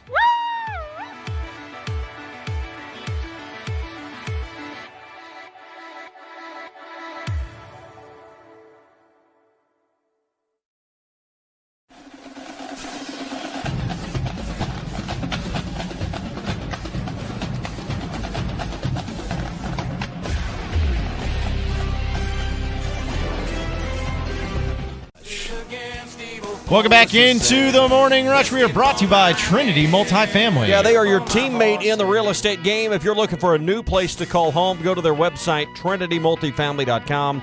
Use the easy search tool. They manage over 20,000 units in 15 different states. So if you're moving across town, across the state, or to a new state, they can help you out at Trinity Multifamily. 479-452-1817 to talk with someone or get online at trinitymultifamily.com. Trinity Multifamily, your teammate in the real estate game. Hey, speaking of our rejoin, you know that they have started at the University of Arkansas a Dat Wood Award, BAT. All this. That the Razorback football player who brings Dat Wood and makes a game-changing play on Saturdays. They even showed the team the video, of course, of Darren McFadden and Houston Nutt after the LSU game of 07, where it was just pure chaos. but of course Terry McFadden being known for, I got that wood. I saw SJ Tui tweet out a photo. I guess guys, Chad Morris he had the bat up there. He was in front of the team, and they had Houston and up on the screen. And Clay, he being Chad Morris, is really embracing a lot of, I don't know if you call them traditions, but certainly things that are part of the history of this program, and this is another instance. Dude, he's pushing buttons. Yeah. I mean, he is I think it's a coach that's more comfortable in his skin. I was really disappointed that, when I said I just feel it through my skin that John didn't have a comeback for me in the that's my bad. The last segment. Yeah, he didn't bring the wood. And I think that what we see, Chad Morris, is like, okay, it's, things are starting to soak in and starting to, he's and I think that maybe everybody else around has felt it too, and there might be some ideas among the staff and, guys like Bobby Allen and Randy Ross and all those people just, Coach, what about this? Yeah. I mean, it's like, I can't help but think it's just that it's a head coach that understands Arkansas a little better and is trying his best to embrace what he's living in, which is, a pretty good history of, football success. It just hadn't been lately. And, the players like all this stuff. I mean, they like the uniforms. I'm sure that they have seen and heard little bits and pieces of, that McFadden stuff. And it's like, yeah, he's one of our dudes. We can be a dude. Mm-hmm. And I think it's all neat stuff. What has to happen now, it's all teed up and ready. What do we need now? What's left? What's got to happen? John? We need to have a Morning Rush award just like this, Clay. No, I was going to say, I teed it up for you. They need to win. Yeah. It's all ready. Yeah. I mean, it's just like, come on, John.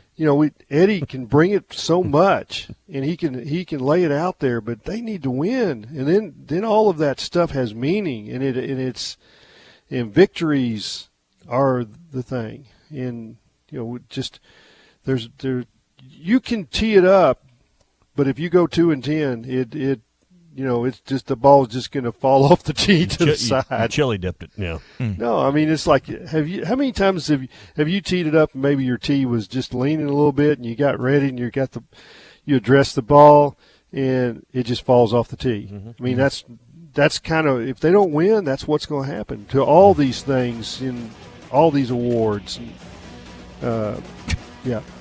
Well, hey, it's all coming Saturday. If you're looking for a place Saturday, if you're not going to the game, looking for a place to watch the game, Joe's Grill and Canteen. I want to remind you, every Arkansas game that's on, they will have half-price apps and taps during the game. Today's specials, endless enchiladas. But if you're looking for a place to watch college football and the Arkansas games, this Saturday begins half-price apps and taps for Arkansas games, again at Joe's Grill and Cantina. 3400 South 74th Street across from Harps. It's Joe's Grill and Cantina. More of the Morning Rush, more of your text messages, more of your phone calls, and more of Clay's nonsense on the other side of the break. Stay with us, folks.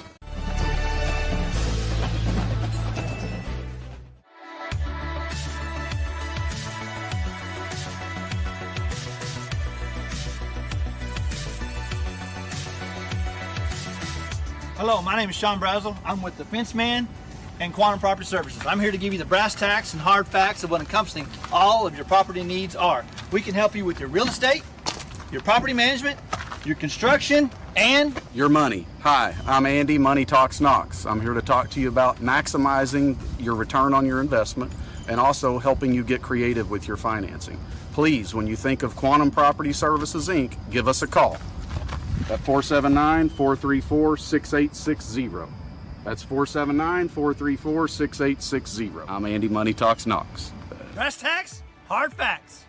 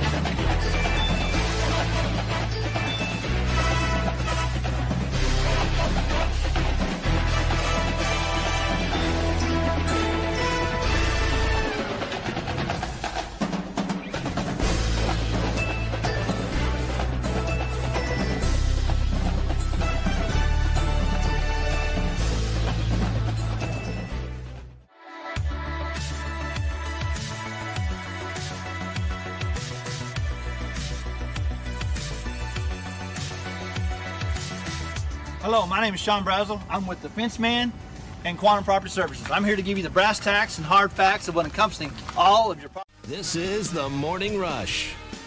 Welcome back into the Morning Rush on a Monday morning quarterback presented by Crabtree RV. Tailgating season is back. Football is back, and at Crabtree RV in Alma, they are celebrating with discounts up to $15,000 off on brand new fifth wheels, up to $10,000 off on new travel trailers. Also, check out the 2020s that are arriving. They've got several new models from Grand Design and Coachman Freedom Express already in.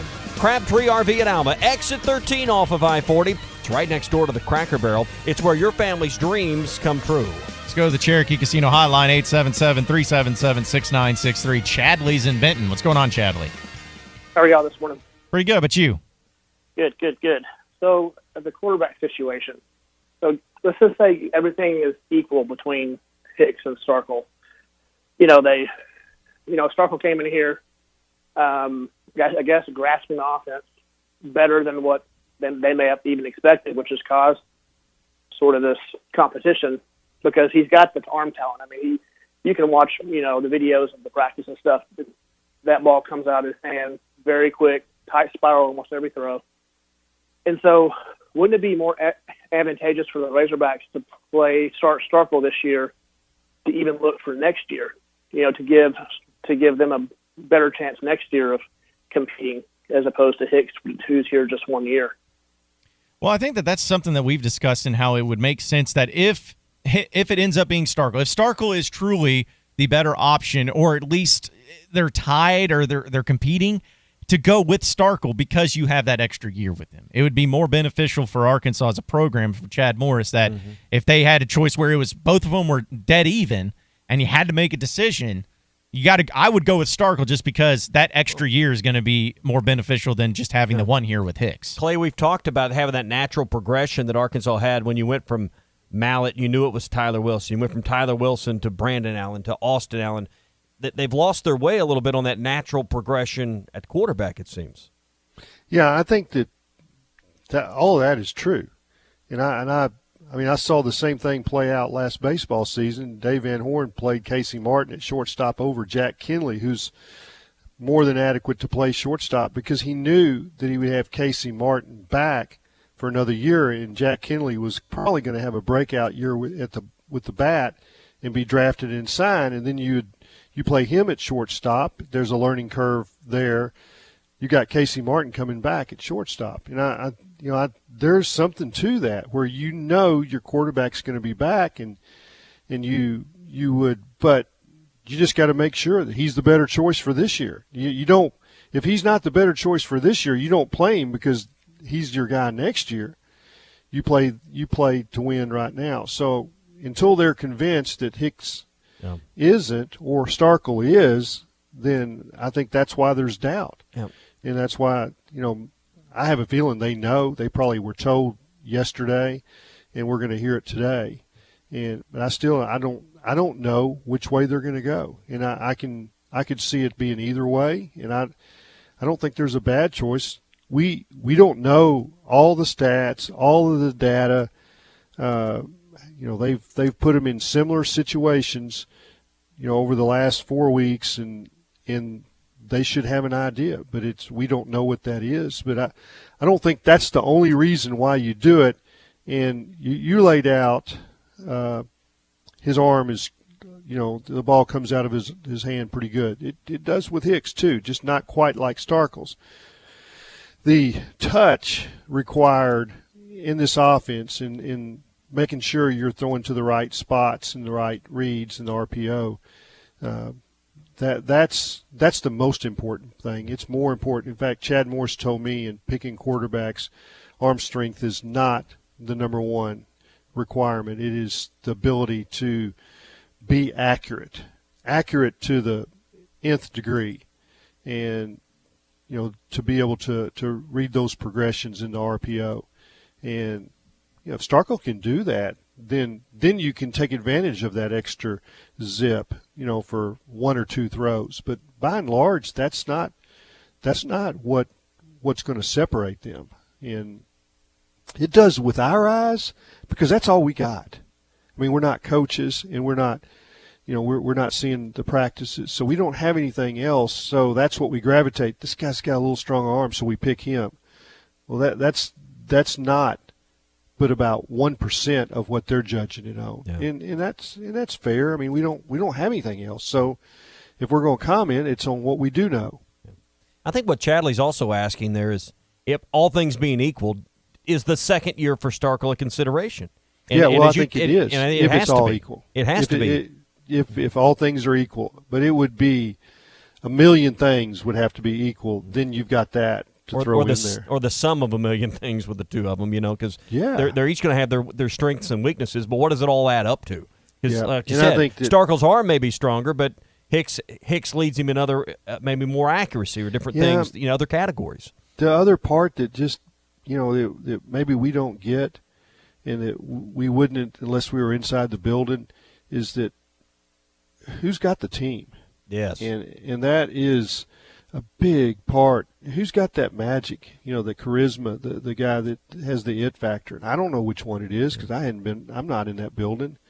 Who will they play harder for? Yeah, I mean, it's like in by and large, they want to play with the guy that they think is going to lead them to wins. They know they were 2-10 last year. They want somebody that's a winner. And Starkel's winning record in Power 5 games or whatever at Texas A&M, it wasn't that great. I mean, it's the reason why Kevin Sumlin got fired, guys. I mean, it wasn't going good. And he has those great numbers in the bowl game, but guess what? They didn't beat Wake Forest. I mean, that's his record. And then you can go look at Ben Hicks's Power 5 record. SMU versus TCU, that's not fair. I mean, TCU has better players, but it's significant that you want the guy that's going to help you win, and that's what they're trying to figure out. And weighing they're putting them in all kinds of situations. They're listening, watching the way the players react to them, how they lead in the huddle. I mean, it's just I don't know the answer, and it might be that one gets to play and he does well, and you don't ever see the other one. Maybe that one doesn't play so well, and you see the other one. So I don't know how it's going to turn out. I would guess that at some point this year you will have seen both of them in important situations.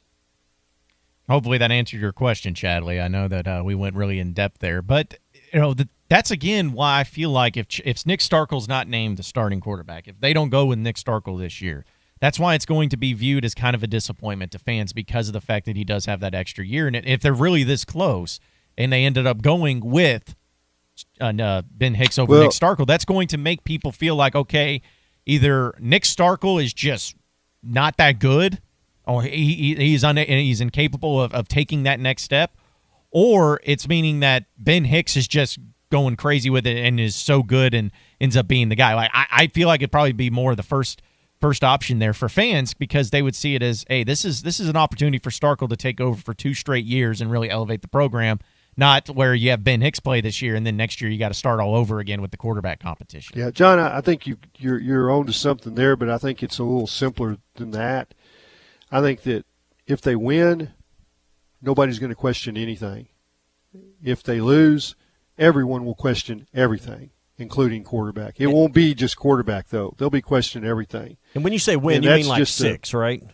Yeah, where they're in a bowl game and it's obvious progress and recruiting is still going good. That's part of winning. You win in recruiting just as much. If they step back and don't have the kind of recruiting class that they had last year, which I don't think is going to happen from what I see and hear, but winning trumps everything, and by the same token, losing trumps everything. I mean, it's the bottom line. Yeah, I mean, Tommy, you're a businessman. You deal with people that are in business, your clients, and the people that you rub elbows with, just on a daily basis. And when Arkansas football is winning, everything in Arkansas business-wise goes better. I had my father tell me forever and ever that after an Arkansas victory, Monday morning, the car dealers sold more red cars, red trucks. And, the passion of winning in Arkansas trickles down to business, and that they spend their money more freely. They're happier. They're no question. And it's and when it's not winning, then all at once everything is questioned. It's like you got bad vibes in homes all over the state. It's like, well, why, honey? Why are you irritated this Sunday afternoon or Sunday night? What's I don't know. Well, the smart wives have figured it out. They weren't there. The Razorbacks did not have a good day. That's exactly right. That's exactly right. And so that's what if they win, there won't be too many questions about which quarterback they played. If they lose, there'll be questions about everything. Yeah, fair enough. Well, no, that is fair. But I also think with the quarterback situation, though, even if they're winning the games like Portland State this weekend and whatnot, even if they beat Ole Miss, if the quarterback is still struggling, but they're still barely squeaking by, there's still going to be some questions as to say, well, is it maybe go with the other guy here because maybe that'll be able to put them over the edge. Because if you're going out and saying, and we're all talking about what if scenarios, but say if you go out and you beat Portland State, that's fine. But then against Ole Miss, you beat them, but you beat them because your defense was really good and you ran the ball effectively. But the quarterback struggled. The quarterback, whoever it ends up, goes 5 of 13 for 50 yards and an interception, something like that.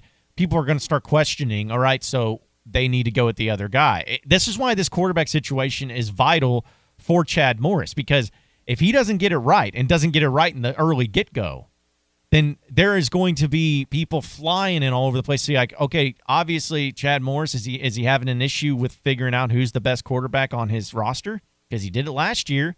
Is this going to be something that happens every single year? Yeah, that's what I just said, John. They're going to question everything, including the quarterback. Yeah. Right. But I will say this: if the quarterback struggles, I bet you see the other quarterback. He's in that.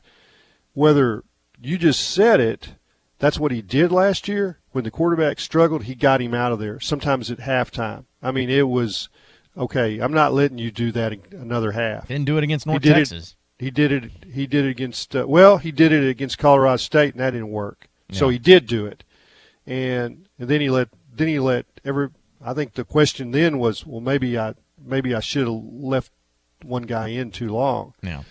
But yeah, I think that if the quarterback struggles, then you sub him out. I mean, I don't think you just keep going, and I don't think he will either. I mean, Frank Broyles subbed out quarterbacks. I mean, he went with Bill Gray, and then all at once he went with Fred Marshall. Yeah. And Bill Gray's still on the team.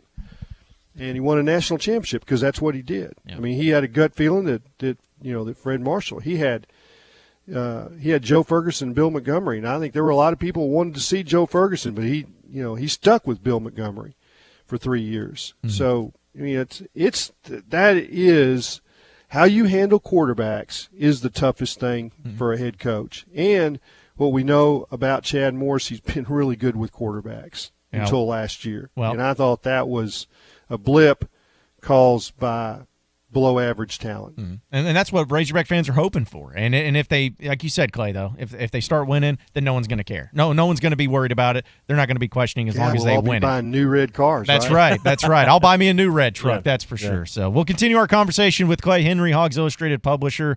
On the other side of the break, if you want to get in on the conversation, call or text the Cherokee Casino hotline, 877-377-6963. We are the Morning Rush, and before we get out of here, Tommy's going to tell you about Gaston's. Yeah, I love talking about Gaston's, and this is a great time of the year to go to the White River and spend some time at Gaston's. The kids are back in school. You'll have the river to yourself this time of year, and it is a beautiful time. Fall is just around the corner. With this rain we've had across the state, it certainly brought some cooler temperatures that I think make things a little more enjoyable. So head to the White River. Call Gaston's at 870-431-5202. Get one of their wonderful guides that have been working on that river for decades. They know everything you want to know, can answer all your questions, but more importantly, they know where to put you on that river to land the quality trophy browns and trout and rainbow trout you're looking for. So if you're looking to have a great time, learn more about that part of our state if it's new to you, or if you're experienced on the White River, these are folks that can maybe take your trout fishing game to another level. If you like to fly fish, they got a great fly fishing school. Call and ask about that. They can spend some time elevating your game there or introducing you to fly fishing altogether. 870-431-5202 or online at Gastons.com. Gaston's White River Resort. A first-class time every time. Monday Morning Quarterback presented by Crabtree RV in Elma. Exit 13 off I-40. Metal Mart offers high-quality prefabricated metal buildings, metal roofing, custom trim shops, carports, and more. They strive to be a company where contractors as well as do-it-yourselfers are welcome. Metal Mart assists you in calculating the materials needed to complete your project, all at a rate you can afford. They have locations in Fort Smith, Mayflower, Jonesboro, Pine Bluff, and Little Rock. Or you can find...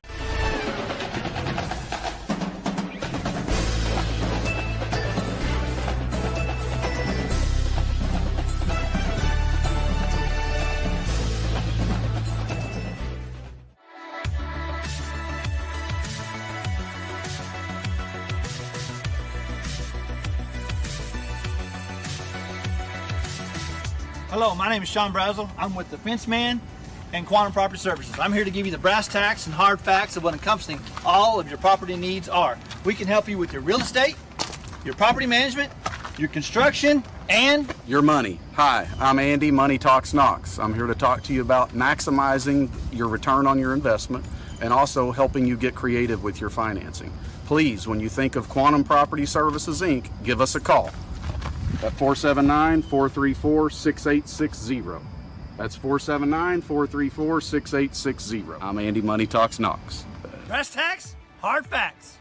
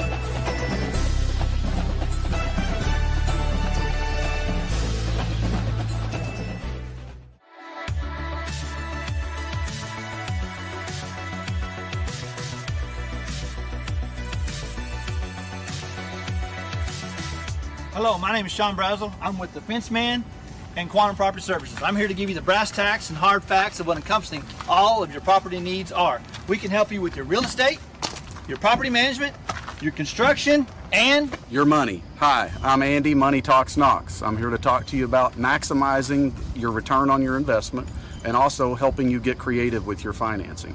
Please, when you think of Quantum Property Services, Inc., give us a call at 479-434-6860. That's 479-434-6860. I'm Andy, Money Talks Knox. brass tacks, hard facts.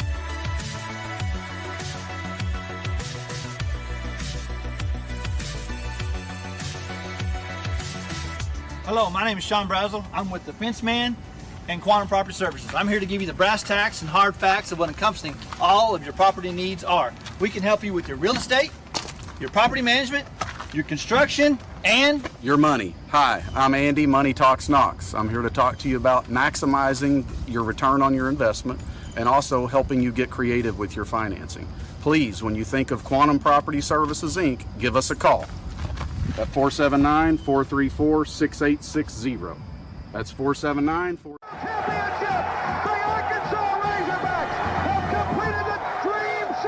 This is your Hog Update on the Morning Rush. All right, it is time for your Hog Update, presented by Ozark Sportsman Supply. Hey, do you need custom T-shirts and your logo embroidered or screen printed on virtually anything, whether it's a T-shirt, company shirt, canvas, leather, denim, anything? They can do it now in-house at the Ozarks. Stop in and see their crew. Let them get to work on a great design and put it on really virtually any item you need your logo embroidered or screen printed on. High-quality printing and embroidery now available in-house at the Ozark. Stop in for all the details. Ozark Outpost Clothing and Footwear and Ozark Sportsman Supply. Highway 412 West, barely out of Springdale in Tawnytown. So for your Hog Update, Nick Starkel took the reps with the first team during the Beanie Bowl. I don't know what it really means because the Beanie Bowl was just a glorified walkthrough. It had a fake fight, which I thought was funny. But either way, that may be leaning towards Nick Starkel being named starter at some point in time this week. I hope it's today. We'll find out, but that's where you're at right now. Also, in the betting lines, Arkansas opens as a 27-point favorite over Portland State. So there you go. You going to put money on that? No.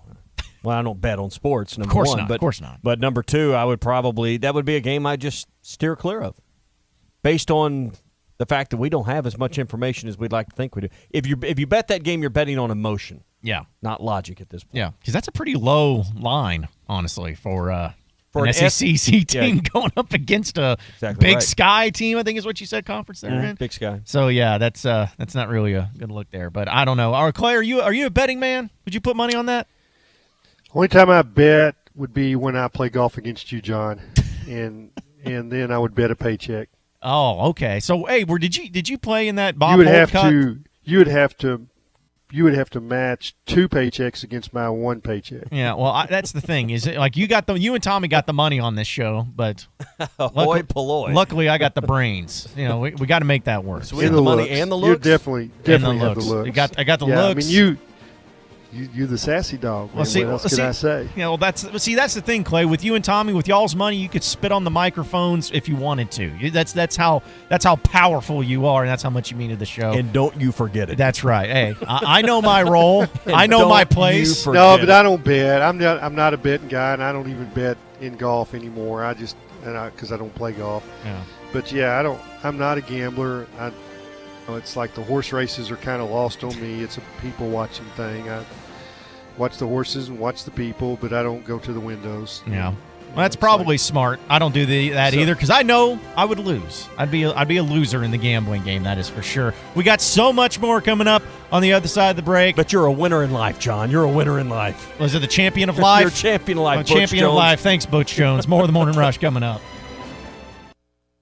What's wrong, dear? I'm tire shopping, and nobody knows anything about tires. Jody'sAuto.com sells tires. Where we get our vehicles fixed? And oil changes. And maintenance. What kind of tires do they sell? Everything, all major brands. But it's the people. Well, they've always been great with my truck. And that's exactly how they are with tires. They know their stuff and can get you great tires at the best prices. Price match guarantee.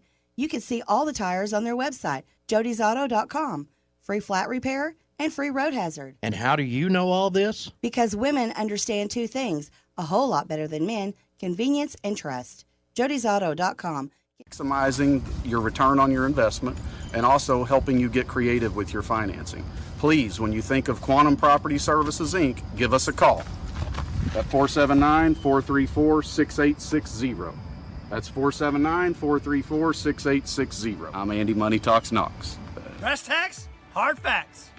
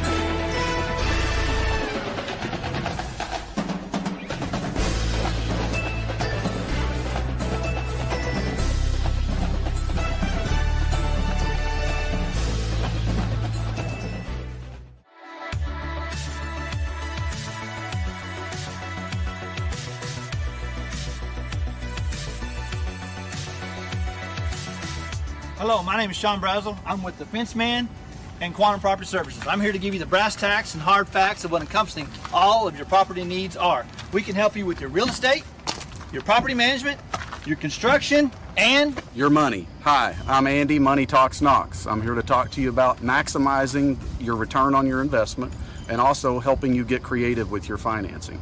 Please, when you think of Quantum Property Services, Inc., give us a call at 479-434-6860. That's 479-434-6860. I'm Andy, Money Talks Knox. brass tacks, hard facts. In the great state of Arkansas, John Neighbors, Tommy Kraft, Clay Henry, Ty Richardson, all in studio with you today. And thank you, as always, for making us a part of your morning this morning on a Monday morning quarterback presented by Crabtree RV. Hey, football's back. Crabtree RV in Alma is celebrating with discounts up to $15,000 off on fifth wheels, up to $10,000 off on new travel trailers. Also, check out the new 2020 designs from Grand Design and Coachman Freedom Express. Plus, you'll be able to shop and peruse their 26,000 square foot indoor showroom. Everything you need from accessories to supplies is there. Plus, you can check out the many different models inside their 26,000 square foot heated and cooled indoor showroom. It's all at Crabtree RV in Alma, exit 13 off of I-40, next door to the Cracker Barrel. Crabtree RV, it's where your family's dreams come true. Let's go to the Cherokee Casino hotline, 877-377-6963. Josh is in Pea Ridge. What's going on, Josh? Good. How are y'all doing this morning? Pretty good, man. What you got for us? Good. Hey, I want to talk about the hot topic, obviously, the quarterback competition. I just want to say I like how Chad Morris is his mindset with how he's going to pick this. I guess what you said earlier, the main factor is the accuracy. I think that's great. What it makes me think of is I'm sure you've seen Moneyball. Yeah. It says, the big thing is he gets on base. Well, in football, it'd be he gets first down. So, yeah, that's good. I'm hoping that's kind of where he's going. It's not as flashy as, throwing it down the field and getting the big run like we're used to. But if we can get a first down, that'd be great. And given that, I think I'm going to go against the grain. I hope Ben Hicks gets it at least this year. And I think he's going to, because he's used to the system a little bit more and knows a little while. I think he'll be that guy because of that factor. That's just my opinion, guys. Yeah. Well, appreciate the phone call, Josh, and call back anytime, man. Yeah. And I think if you're using the Moneyball reference there and about, on-base percentage and stuff, scoring in the red zone, that's what you got to have with his quarterback, because he's talking about yards and first downs. Clay, always think about that 2012 team. That 2012 offense, even though the team ended up with a record that was disappointing, they moved the ball real well between the 20s. Just couldn't get in the end zone in the red zone. We've seen some of Brett Bielema's teams that mightily struggled in the red zone. You're looking for that quarterback that can get it in the end zone once you get into the red zone. Well, I think you're right. And Josh brings up something that I think is a perfect illustration of what Chad Morris is all about. And if you were going to say what head coach has Arkansas had that more closely resembles the general manager with the Oakland A's, Billy Beane, and the Moneyball. But if the movie's one thing, read the book. Read the book, because it goes into depth on all of the background. It is a most wonderful book. It's probably, if you like numbers and you like to crunch them, this will be in your wheelhouse, and that is what Chad Morris is. And I think we all know that at Texas A&M he was a math major with a minor in stats. And the analytics, and he told me one time that his coaches, they cringe when he comes in with the charts and the graphs and the analytics. I mean, it's like, oh, okay, that's what we're doing today again. And it is, if there's a way to measure it and quantify it, Chad's going to do it, and he's going to ask his coaches to do it. And there won't be a surprise that hits them in the middle of the season from a self-scouting standpoint or an opposing scouting chart that doesn't have the proper analytics tied to it, and he's gonna dive into that.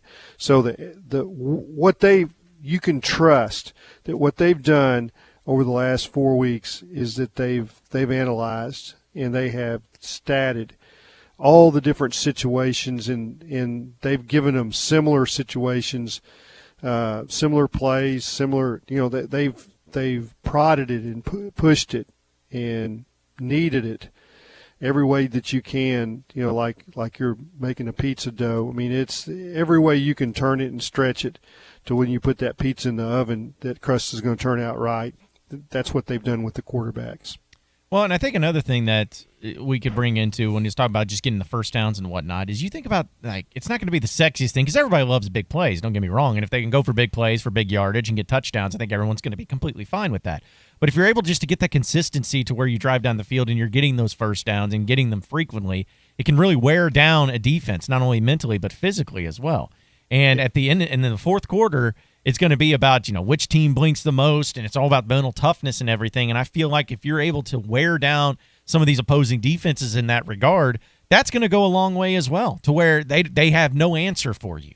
You keep getting first downs. You keep giving up those when it's third down. As a Razorback fan, you can probably understand how frustrating it was. It seems like for the past 4 years, where if it's 3rd and 7, 3rd and 8, and the other team always gets it, they always get the first down, it can be extremely frustrating for fans, but also, of course, for the defenses. So I feel like if you just got a guy that doesn't have to go out there and throw big-time 80-yard bombs all the time like Ryan Mallett, if they can just go down there and just be precise, able to drive the ball down the field, lead the team down the field, score those touchdowns when they're in the red zone, score points when they're in the red zone at the very least, those are going to be the things that can separate those close games. Because you're going to be in some close games this year.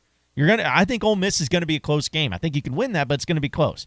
I think Missouri could be close. I think Kentucky could be close. But what's going to be the difference in those games? It's going to be the team that makes the least amount of mistakes in the fourth quarter. So I feel like if they can just get somebody that can do that, if it's Ben Hicks, if it's Nick Starkel, whoever it is, that can just be, keyword, consistent with these drives, that's what's going to make them into a 6-win team, not just the guy who has to go out there and be a Cole Kelly and throw Hail Marys and hopefully somebody comes down with them.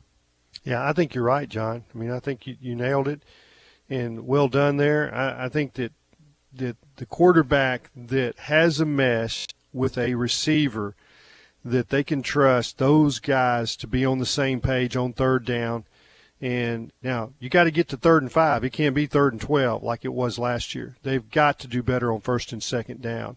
In fact, I think Starkel was a little frustrated one day. It was scrimmage was all situational 1st and 2nd downs. But it's getting to that 3rd and 5. And then Ben Hicks, when he had Trey Quinn, and they're doubling Cortland Sutton, which meant they had slot, they had Trey Quinn in the slot, and I think he caught, I don't know, 140 passes or something. It was something incredible, and so many third downs, and they ran the same play over and over, but it was an option route where Trey Quinn is reading his nickel back, and he's taking him in or he's taking him out, whichever, if he gets him lined up in one way, he beats him the other. And Ben Hicks could tell what he was going to do.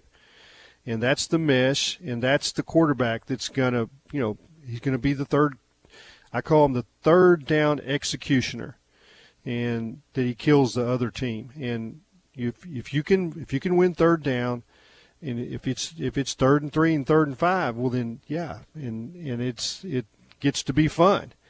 But what you're saying, Clay, is you got to win 3rd down on 1st and 2nd down. That's what you can't be in 3rd and 9. You got to be 3rd and 3. Can't. So no, you can't. I mean, it really puts the defense in a bind. But they've got to be better in 1st down, and then it comes back to offensive line play. Can they get some of those creases and some of those those counters and things like that? So, but yeah, it's we've talked the whole time about offense, and I think some of what's going to happen this year is going to be based on the defense being better. I think it's not, it's like maybe they don't have to score as many points as what we saw last year, and they got to be better at punting. They've got to be better in punt return. Who's fascinated with the thought of Treylon Burks being a punt returner? Yeah. Me, I am. Yeah. So, hey, it's game week. It's going to be fun. Yeah. And I mean, there's so many unknowns when you start this season, and that's why we, in the last deal, everybody's like, it was 27, the right number for the betting line. I can't tell you what it is. I don't know enough about Portland State. I know Portland State's got a lot of starters back, a lot of lettermen, very experienced team. But it's you'd still expect that Arkansas could win by 4 touchdowns. Back from a 4-7 team that won 3 league games last year. So I'll never forget as an 18-year-old helping in the summer at the Arkansas Gazette do their football tab, and I was given they had conference roundups or district roundups in every area of the state, and I was in South Arkansas, and I thought I had really figured it out, and I called this coach. I think it's Strong, and they had 24 starters coming back. And when I say that, they had some guys that started at the first of the year, then somebody got hurt and then started. But they had all those guys back, sometimes 2 different players that started. And I called that coach, and he said, I don't know you, and you may be really smart, but you should look at our record. We were 0-10. There's nobody in our conference that wants these players back. He said, I'm ready for graduation. There's some good 10th graders. He says these guys are no good. And I mean, I was just laughing. And, sure enough, they went 2-8. At least it was an improvement from the previous season. But I don't think it was much of an improvement. No, it wasn't. That's not what the Booster Club was looking for. So. No, I think that. And I don't think he was back at Strong. Two bad years in a row didn't do him any good. Yeah, and let me say this, because I know that you were bringing up the defense just a bit ago, and I wanted to make this point as well. I think that, and this is just my opinion, I think that a lot of people are just really interested in the offense. Why we keep talking about the offense is, of course, one, the starting quarterback, of course, is the most important position on the field. But two, I think this is Chad Morris's wheelhouse is supposed to be offense. That's what he's supposed to do. That's what he's supposed to be about is offense. That's his identity. That's right. And then last year, of course, we all know the situation that he was in. It wasn't his players. The talent wasn't there. And this year you feel like he's really gone out and recruited some talent. We know the transfer portal has opened up. And so everyone's going to be looking at that, because if you don't have an offense, if your offense is not better or at least good, then is Chad Morris ever going to be a good coach? Because it's like, dude, that's your thing. And if the offense can't be good, then the team's never going to be good. It'll never be able to develop. And I think that that's why a lot of people are so interested in the offense more so than the defense. Of course, the defense has to be good. Of course, the defense has been pretty bad over the past few years. And in order to be a good team, you got to have some defense. We all understand that. But if Chad Morris is unable to get an offense going at Arkansas and improve, at least have an improved offense from last year, then people are really going to start questioning, okay, is this guy going to be the guy? Is he if he can't get his own thing down, then will there ever be a time where he gets his own thing down? It's going to be a question. So I think that's why people are really focused on the offensive side of the ball, more so than anything, Clay. Well, I think they're also fans, and that's what fans do. Well, I mean, the offense is sexy. More points. More points is a lot more entertaining to a lot of people. Still determine the winner with points. That's right. So I mean, and I think big bad defensive ends and defensive tackles is sexy. That's because you're like 80, and that's what old people think about. They think about old hard-nosed, grinded out, knuckles in the dirt type of stuff, and that's what the really good football is about. The young kids these days are about the quarterbacks. Right. Yeah, they're about. And they're right. They're about the points, Clay. It's about the points. That's the chicks love the long ball. That's what it's all about. Is about the points. So, I want to tackle them. Yeah, I want to hit them. I want to smash them. Yeah, and you're going to look ugly doing it. And then I want to do it again. Yeah. It's all about the QB, my man. It's all about the QB. And when I tackle them, I'm going to put my hand on their chest and hold them there just a little while and say, submit to me. Well, we know what Clay's all about when it comes to defense. Good grief. Hey, if the Arkansas does that this year, they'll really be in good shape, too. Break their will. Yeah. Got to break their will. I think we're going to go in the ring, and I'm going to come off the top rope.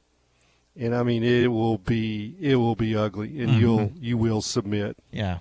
Well, just make sure you get your walker over there to help you up on the top rope, my man. Just make sure you bring that for you. All right.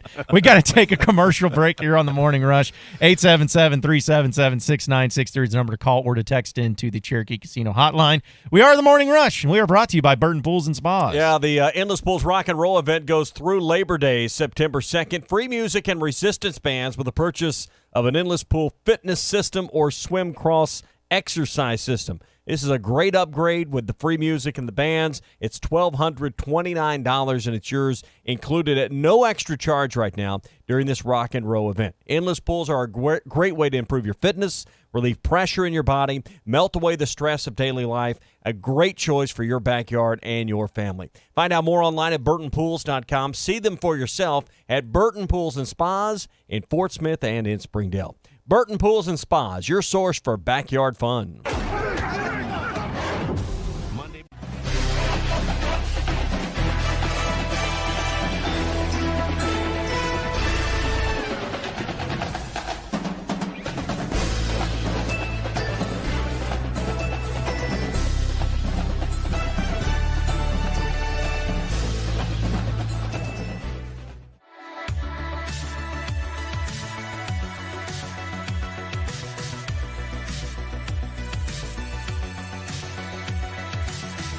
Hello, my name is Sean Brazel. I'm with the Fence Man and Quantum Property Services. I'm here to give you the brass tacks and hard facts of what encompassing all of your property needs are. We can help you with your real estate, your property management, your construction, and your money. Hi, I'm Andy, Money Talks Knox. I'm here to talk to you about maximizing your return on your investment and also helping you get creative with your financing. Please, when you think of Quantum Property Services, Inc., give us a call at 479-434-6860. That's 479-434-6860. I'm Andy, Money Talks Knox. brass tacks, hard facts.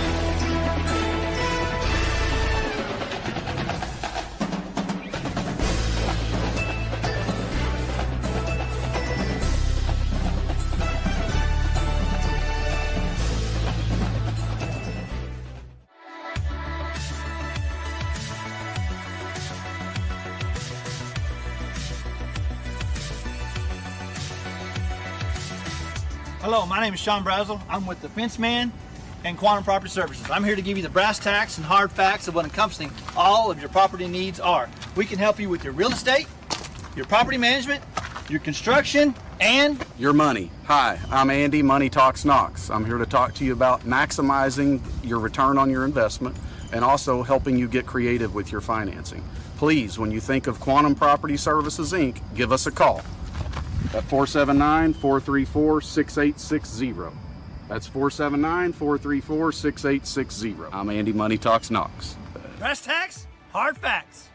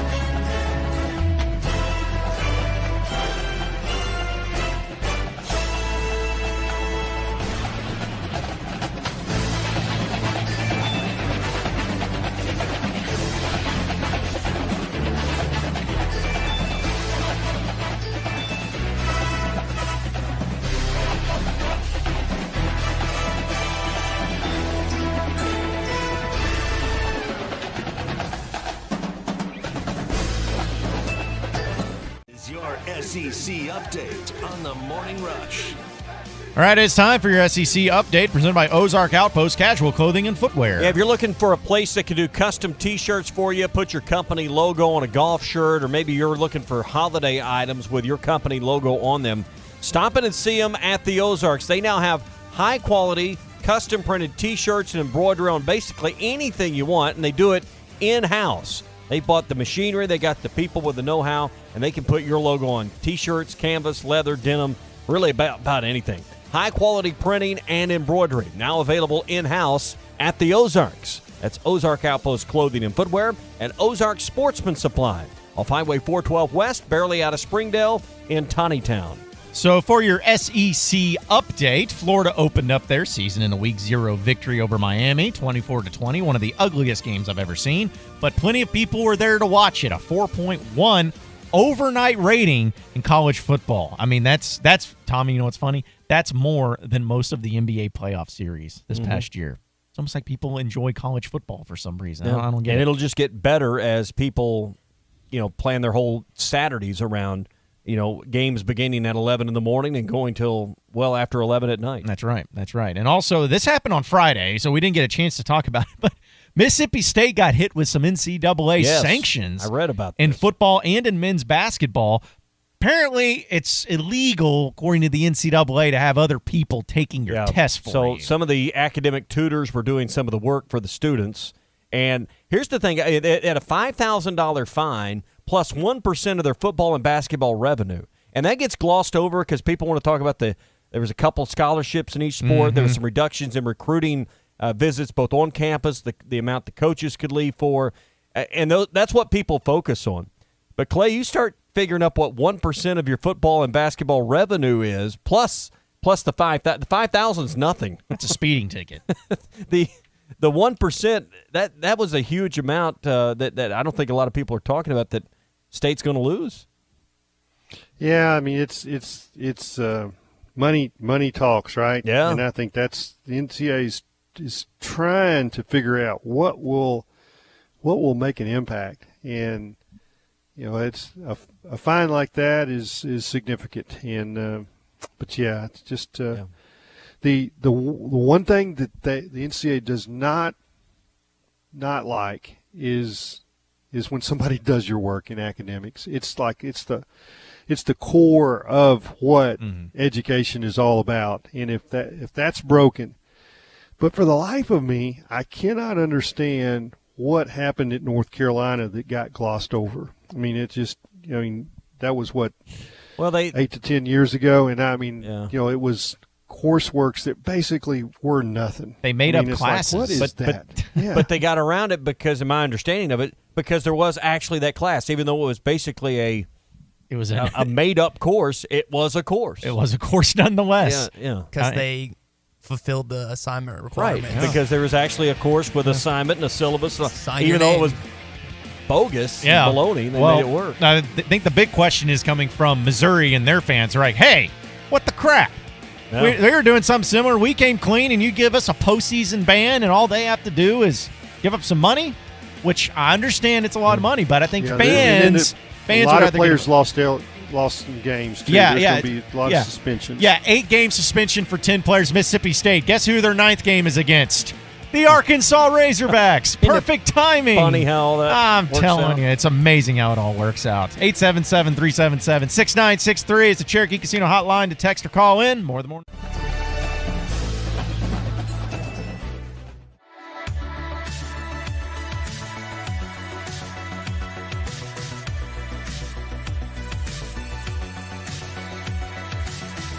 Hello, my name is Sean Brazel. I'm with the Fence Man and Quantum Property Services. I'm here to give you the brass tacks and hard facts of what encompassing all of your property needs are. We can help you with your real estate, your property management, your construction, and your money. Hi, I'm Andy, Money Talks Knox. I'm here to talk to you about maximizing your return on your investment and also helping you get creative with your financing.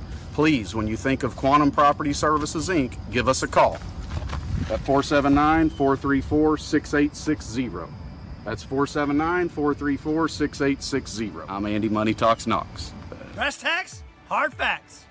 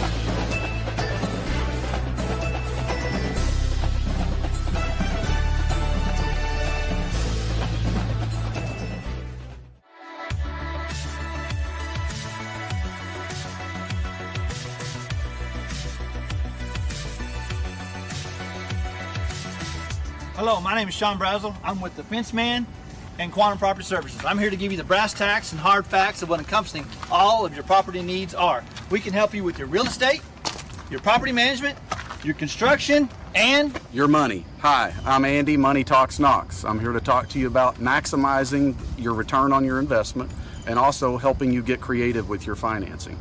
Please, when you think of Quantum Property Services, Inc., give us a call at 479-434-6860. That's 479-434-6860. I'm Andy, Money Talks Knox. brass tacks, hard facts.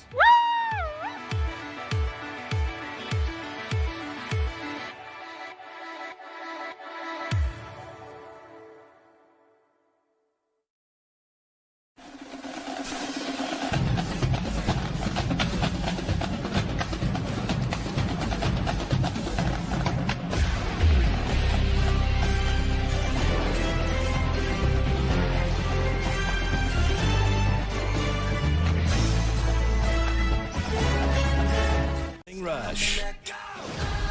Welcome back into the Morning Rush. We are brought to you by OG&E. Yeah, if you live in Arkansas, your home's 10 years old and served by OG&E. They have a great free weatherization program to increase your comfort and lower your bills. Trained crew comes out, does an energy audit at no cost, and if your home qualifies, the crews return to install measures that would lower your bills and make your home more comfortable, like attic insulation, LED light bulbs, weather stripping, advanced power strips, smoke alarms, carbon monoxide detectors, and a whole lot more. I tell you, I went and priced some smoke alarms this weekend, looking to change the ones in my house. They're like, for good ones, $40-$50 each. So they're going to put good ones in your house. It's going to save you a bunch of money.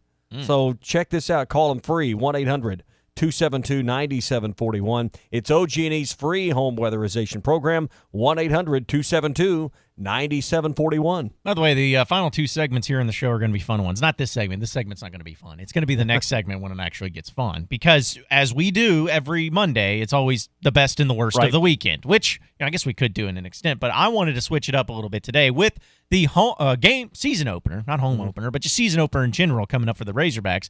I'm going to be curious to know what everyone's thoughts and opinions are on the best and the worst season openers in Razorback football history that you experience. I have a feeling I know what number one's going to be. Number one's easy. Yeah, but we'll get into that on the other side of the break as well. Clay won't be back with us the rest of the show. He's headed to Chad.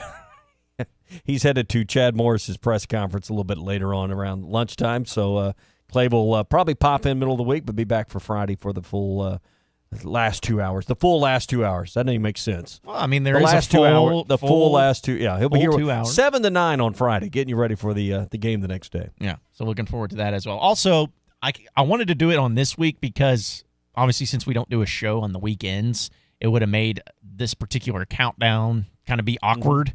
So I wanted to mix it up too, where we're going to do like the 12 Days of Christmas. You remember when you would sing that song as a child? I know you know all the words, Tommy. We're going to do something similar. 5 golden rings. Yeah, that's about all I know. And a partridge in a pear tree. I've never seen a partridge. I've seen a pear tree even, yeah. Yeah. What does it have to do with Christmas? I'll never know. But since there's just 5 days away, each day we're going to do something fun where it's like today will be a 5 ranking or a 5 list, and then tomorrow will be a 4 list, and a 3 list, and a 2 list, and a 1 list. So we're going to have some fun. Well, at the final segment of today, we're going to do our top 5 most memorable Razorback football seasons. Now, they don't have to be in any particular order if you want to make them in an order, but just the 5 seasons that were most memorable for good reasons or for bad reasons. Doesn't matter. Just ones that we will always remember and that we will continue to look back on and either be really happy and proud or really sad and pathetic. One of the two. So we're going to do that throughout the show because since it's game week, there's going to be so much going on, so much to talk to. I just hope that the game against Portland State really adds up to the hype that's really going into it. I don't know how much hype is actually going into it, but Chad Morris meets with the media today. Is he going to meet with the media again the rest of the week, or is this the final one up until the game? I mean, I know you have your schedule over there. I'll be curious to see because if it's going to be today, then this is a game like the normal game week routine. Right. So it's Coach Morris, Coach Chavis, Coach Craddock, who's trying to put his first in Craddock. Coach Joe Craddock meets with the media on Mondays, and that will be the routine every game week. So then he'll have his radio show, of course, Wednesday night, and and there's no media availability this week on Thursday or Friday. So So So if they're going to name a quarterback, it's going to be today. Other than in his radio show, he's going to meet with the media pre-practice on Wednesday. So, okay, so he is meeting with the media on Wednesday. Yeah. Okay, well, that might be it then. Plus his radio show Wednesday. Okay, so now we know a little bit more about it. So it may end up being then. Who knows? But we'll at least have some information. If you want to watch that press conference in its entirety, be sure to head to hitthatline.com. Yeah, if you're still missing your Fox and NBC affiliates, you're on your local channels, don't risk missing more NFL games. If you wanted to watch preseason, college football this weekend, make the move to Dish right now. They'll get you signed up with a 2-year price guarantee and give you $200 cash back. Free movie channels, multi-channel sports pack for free with World of Wireless. 877-305-DISH. That's 877-305-3474. The locals with all your local channels.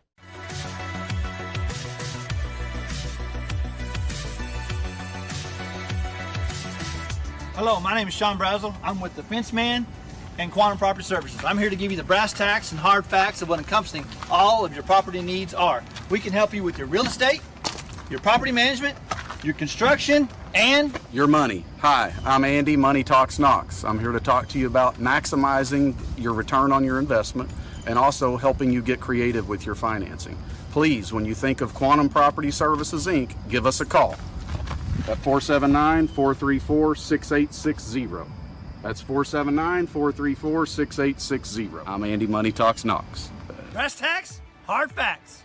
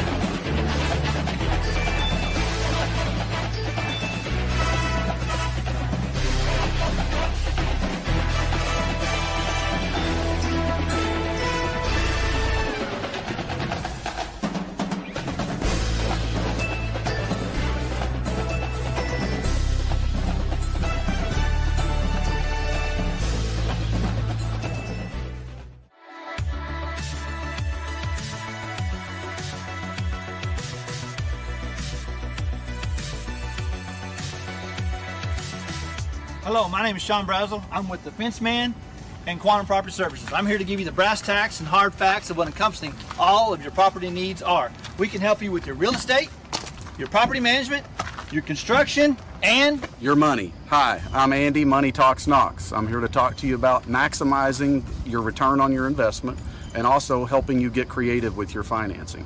Please, when you think of Quantum Property... Welcome back into the Morning Rush on a Monday morning quarterback presented by Crabtree RV. Yeah, up to $15,000 off new fifth wheels, up to $10,000 off on new travel trailers. Hey, it's tailgating season and football is back, and they're getting you ready at Crabtree RV in Alma. Also, check out the 2020 models from Grand Design and Coachman Freedom Express. They've got those already in and ready for you to look at. It's all at Crabtree RV in Alma, exit 13 off of I-40, right next door to the Cracker Barrel. Crabtree RV, it's where your family's dreams come true. Now, normally this segment is saved for the best and the worst of the weekend, which we may still give our own there, depending on how this segment goes. But I wanted to switch it up a little bit since Arkansas season opener is this Saturday. I want to talk about the best and the worst season openers that we've ever experienced. So let's go ahead and have a little coach bed in the background to talk about this stuff. Now, Tommy, you have a few years on me. I think that's been established here on this show.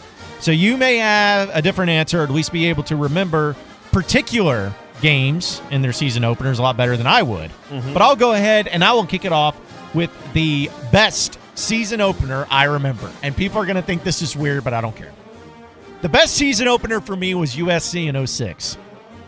Now, that was a game where Arkansas just got blitzkrieged. It was 50-14 in Fayetteville. They got trounced. It wasn't even close. John David Booty went out there and looked like Matt Leinart. And that was crazy. It was the season after USC had lost all those great, talented players, and they still smoked Arkansas in Fayetteville. Darren McFadden was limited because of his toe injury that he had when he kicked the curb. None of the running backs got hit in spring practice or in fall camp, so they all had the fumbles. It wasn't a pretty game. So you're probably sitting there and saying, well, John, why are you saying that the 06 USC game was the best season opener in your mind?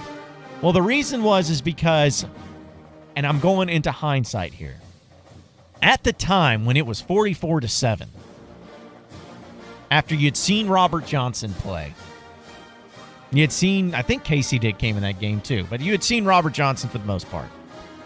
Late in the game, in comes Mitch Mustain, the freshman phenom, the parade All-American, Gatorade Player of the Year at high school, the greatest and most highest-rated recruit Arkansas has ever had, according to the outlets. And he comes in, and you also had a new offensive coordinator in Gus Malzahn that was trying to install this thing called the hurry-up, no-huddle spread offense. And on that one drive, even though you were getting blown out, even though it didn't mean anything in that particular game, you saw Mitch Mustain in the hurry-up, no-huddle offense go just right down the field, which Arkansas had not been able to do up until that point, go right down the field, end up getting a touchdown run from Mitch Mustain, and the place is as loud as it has been. No one even thinks about the fact that it's 44-13. They're just excited about the fact that this is the new era of Razorback football. And I remember being a high school kid. I was a senior in high school that year. And I was at that game, and I remember thinking, this is it. We got blown out, but this is it. This is where it's going to be. This is how great it's going to be. We're going to be innovative. We got a 5-star quarterback. We haven't had a quarterback since Sterner who could throw the ball. Like, this is going to be great. Now, we all know how it ended up. We all know how it didn't happen. But I'm just looking at it at the time. Yeah. That was my favorite one that stood out to me. Well, and was definitely one that I will always remember. The problem with season openers... Don't play many games. I mean, you look through the history of Arkansas football, and there's a lot of SMUs and a lot of Tulsas. And Ken Hatfield's, in fact, his first game was against Ole Miss, played to a tie, 14-14 in the, the 84 season? So, but Arkansas doesn't have a long history and a long tradition of you had a rivalry team or a team that you played a lot. I mean, Tulsa's and SMU are, like, in my lifetime, probably the two most common opening opponents that you've had in the season. So when you talk about season openers, the 06 is certainly one of the most memorable. And in my working career and time of doing this and covering the Razorbacks and doing what we do here, that was the most anticipated game I've ever seen, and maybe the toughest ticket. I mean, people talk about the 2010 Alabama game. I think the ticket to get into the 06 USC game was even more difficult. And the way it played out, and you mentioned Mitch Mustain and all that, it forever changed the course of that season. Yep. And Arkansas wasn't even close. It was, 50-14 was the final in that game. But that was one of the most anticipated season openers I can remember. So, but talk about, when you talk about memorable or impactful openers, the number one's got to be Citadel in 1992 that led to the firing of Jack Crow as head coach after 2 seasons and 1 game, and brought Joe Kimes in as the interim head coach, which led to Danny Ford coming on as a consultant, which led to Danny Ford being head coach of the football team the following year. So, and obviously, and maybe until recent times, maybe until last season, it was always, well, at least it's not the Citadel. That was kind of the verbiage. The running joke. Or the running joke. And, well, at least it wasn't the Citadel. Well, I mean, I don't know if that game's been topped or not, but the Citadel and that home loss to open that year in 92, I think is still one of the moments that forever changed the landscape of Arkansas football. So you're saying that's your worst home opener? Well, yeah, season opener. But, okay. We talking about best. We talking about most memorable here. No, not the best and the worst.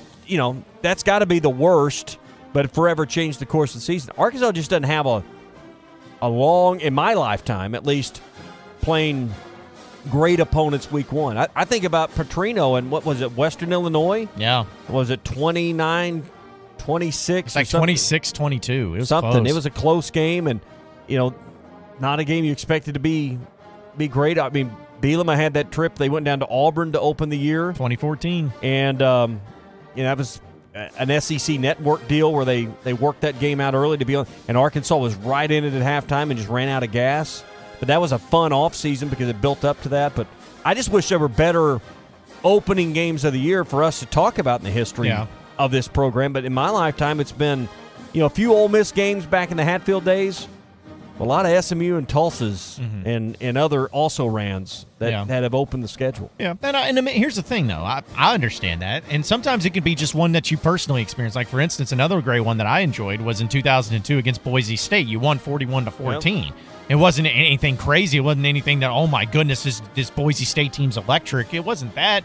It was just one of those games where you went out and you dominated, and it was an entertaining game. You had Matt Jones out there running around. There was a lot of expectations for the season.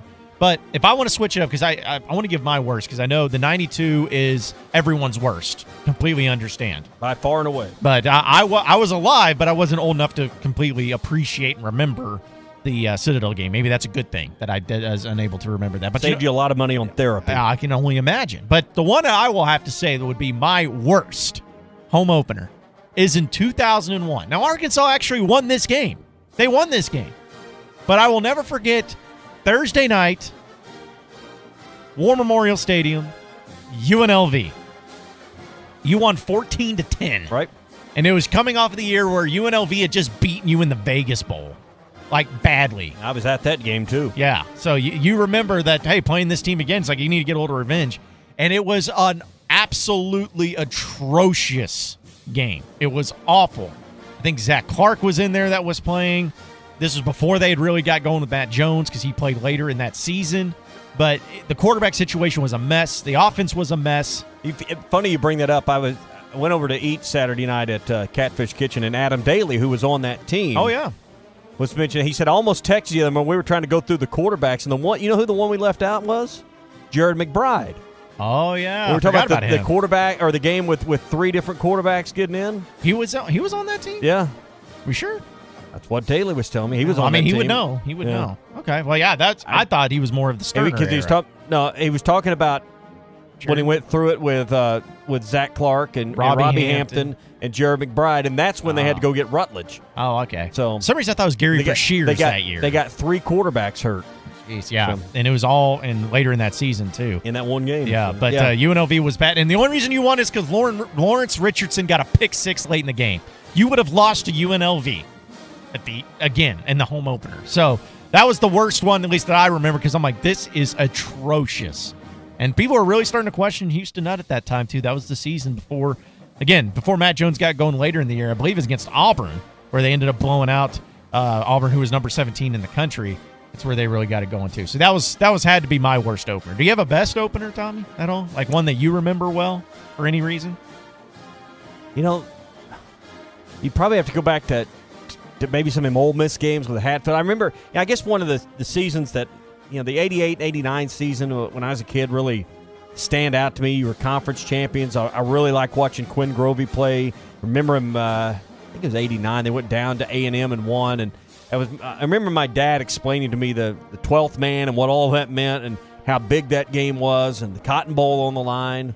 But I do remember watching the Ole Miss game, and I think it was 86 or 7, and they opened the season with Ole Miss in Little Rock, and Arkansas won late at the end of the game. So I remember right. I remember the tie. We mentioned that earlier in Hatfield's first game. So some of those games in Hatfield's days probably be some of the better ones because, like I said, all throughout the 90s and a lot of Houston Nutt's time, who did they open with? Other than USC in 06, there wasn't any notable season openers. So, yeah. Home opener maybe, but they generally opened at home. They usually open against some kind of non-conference also ran. Yeah. We have a warm-up game. Yeah, because we've had some people giving their response. This is one I forgot. And again, I don't remember this game as much because I was younger, but I feel like somebody surely could say 96, where Arkansas lost to SMU 23-10 in Fayetteville. Their opener there. I mean, I'm sure that was not a very fun time to lose to SMU. So, maybe that year gets brought up. But anyways, The point is that there's been more bad times than there has been good times when it comes to season openers. Hopefully this year, it's not going to have to be one that you remember for any particular reason up against Portland State, that's for sure. But we'll have some fun with that, and I know we have some responses. We can read them on the other side of the break, but we also got to get into our five most memorable seasons for the Arkansas Razorbacks. We'll do that in the final segment on the other side of the break. We are the Morning Rush, brought to you by the Harrison Convention and Visitors Bureau. Yeah, they want to invite you to the Arkansas Balloon Fest, or the Arkansas Hot Air Balloon State Championship. There we go. Go to their website. I'm trying to put their website in here, arkansasballoonfest.com. And that's where you want to go and get all the details, the full schedule about this, the 24th annual Hot Air Balloon State Championship, September 6th, 7th, and 8th. So this is a great event to plan for your weekend. It's also the same weekend Arkansas is at Ole Miss, so you can go over, you can enjoy it all day on Saturday, and you can be back home in time to watch the Arkansas football game that night against Ole Miss. Everything kicks off on Friday afternoon, beginning at 4 o'clock. They got a free concert that night, all day Saturday, with events starting at 7 a.m. in the morning, all the way till 9 o'clock Saturday night. So there's plenty of stuff to do, plenty of great food to eat, and everything wraps up Sunday morning. For a full schedule of events and all the details about the balloon race competitions and a whole lot more that's going on, and by the way, this will be at the Boone County Regional Airport. So there'll be parking and be easy for everybody, be tethered rides. All the details on this event are at ArkansasBalloonFest.com. That's ArkansasBalloonFest.com. Get all the details for the 24th annual Hot Air Balloon State Championships, September 6th, 7th, and 8th in Harrison, Arkansas.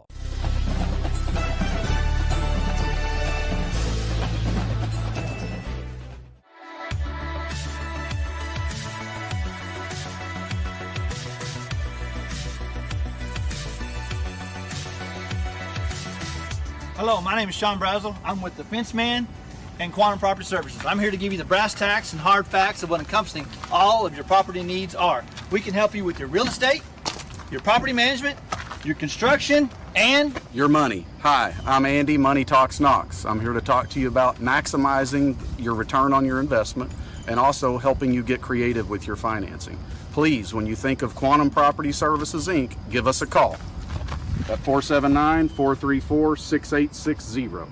That's 479-434-6860. I'm Andy, Money Talks Knox. brass tacks, hard facts.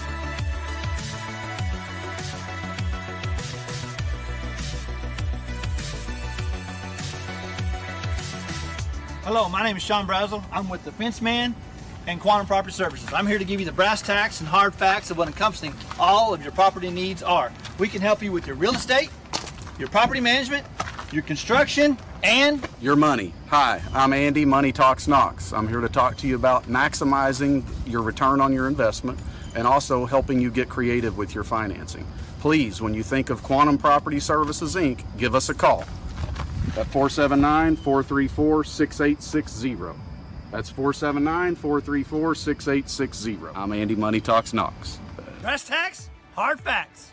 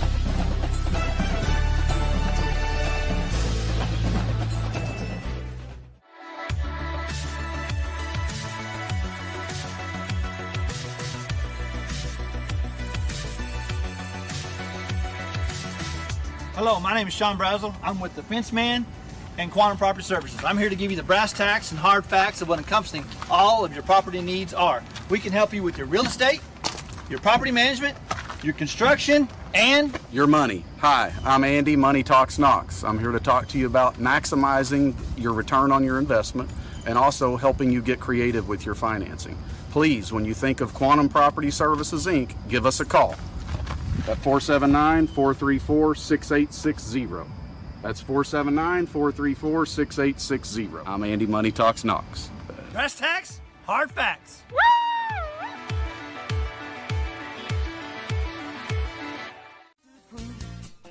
Final segment here on the Morning Rush. Appreciate everybody that's been listening in today. Once again, folks, 5 days away until Razorback football. Actually get a game to talk about. I don't know what I'm looking forward to more, the game or the after game, where I can actually start having stuff to look at and break down. That's what I'm most excited about, and we're going to have it all next week. But a reminder, we got pregame and postgame shows going on once again this year. Yeah, starting at 10 this Saturday, and we'll be with you before and after the IMG broadcast each and every week. And you can also listen on hitthatline.com wherever you're at. So looking forward to cranking up that for the 2019 season this Saturday. All right, so we have just a few minutes here on the Morning Rush. And since we're 5 days away, we're going to have a little bit of, what is that song called? Is it 12 Days of Christmas, right? That's what it's called? I always kept wanting to say it's called Partridge in a Pear Tree, but I know it's not called that. That's part of it. It's part of it. 5 golden rings. Yeah, that's that one I know, and then I know the Partridge in a Pear Tree. But anyways, we're going to be doing this since it's 5 days away. Each day in the final segment, we're going to have 5, 4, 3, 2, 1 of some sort of group. And today, we're just going to do something simple. It doesn't have to be a ranking, but just our top 5 most memorable seasons overall for the Arkansas Razorbacks. Doesn't have to be for just good reasons. Doesn't have to be for just bad reasons. Just the ones that we will remember forever. And it's not a ranking system or anything like that. But I'll go ahead and I'll kick off my 5. All right? And the 5 I got, and again, no particular order. In fact, I'll go in chronological order. We'll do that. 1998. Very simple. Felt like that was Arkansas's best chance at least playing for a national championship in my lifetime. Because if they would have just beaten Tennessee, what would have happened if you wouldn't have fumbled the ball? You would have been able to have a kicker against Mississippi State. You at least would have had a chance to play for the SEC title, maybe even the national title. That season will always stand out to me. The next one, of course, is in 2006. The season we just mentioned, because that was really, in my lifetime, Arkansas's first 10-win season. And they did it in the regular season. It was Darren McFadden's coming out party. You had game day there. I mean, that season in 06 might have been the one that was most memorable for me for sure, because you were getting so much national attention. It was absolutely fantastic. But as memorable as that one was, another memorable one was the next year in 07, but for all the different reasons. Because you had so much turmoil in the offseason. You no longer had Malzahn or Mitch Mustaine or Damian Williams. People were really frustrated and upset with Houston Nutt. There were banners flying around the stadium saying "Fire Nutt." People were sick of his crap. And you were a team that had the best running back trio in the country, maybe even in history. Maybe. I'd have to go back a little bit. But it was definitely a season that stood out because you had some ups and downs. You finished with the number one victory over the number one team in LSU at the end of the season in Baton Rouge. Definitely the most memorable there. Never will forget that. Then after that, 2010, of course, because Arkansas showcased their ability to say, hey, they can run with the big boys that year. Playing in the Sugar Bowl, they ended up losing it, but beat LSU in an impressive way. Fantastic, most memorable year. And then I got to mention a bad one, 2012, John L. Smith year. That one had to be most memorable, but again, for all the wrong reasons. All the turmoil, the smile, state of Alabama, it was nasty, but those are my 5 seasons that I remember the most, Tommy. Well, 06 is, I think, on everyone's list, and I'd have that on my list because you went to the SEC championship. You got close. You should have had a Heisman Trophy winner in those periods. So 06 is on there, so I'll leave that off. You said 2010 too, or did you say 20? 2010 is another one of those because you got to a BCS Bowl. So let me move to 3 seasons you didn't have, and I'll go in chronological order. So I've got those 2 plus these 3. 1988, you go 10-2. You beat Texas that year. You get to the Cotton Bowl, and then 1989, 10-2 again. You beat A&M in the second to last game to clinch the Southwest Conference title. You go on to beat SMU the next week. Back-to-back Cotton Bowls with Tennessee and UCLA didn't go your way, but those were memorable seasons for me as a kid growing up. And you felt relevant. You were you were one of the better teams in college football at that time. So that's really, I think, for me in my era, that's what drew me in to be Razorback fan. To live this plight of a Razorback fan that we've got. And then 1998, we were all so engaged because it was Houston Nutt's first year. The videos that would show with him in the locker room on his coach's show. And then we know what happened in Tennessee. But, I mean, I just don't know how you don't put the 98 season somewhere in that mix as well. Yeah, we shared that one for sure. So that because 98 was my 88 year for you for sure. So, but some great ones. We're going to do some sort of 4 ranking system tomorrow in the last segment. We'll let you know all about it. Appreciate everybody listening in today.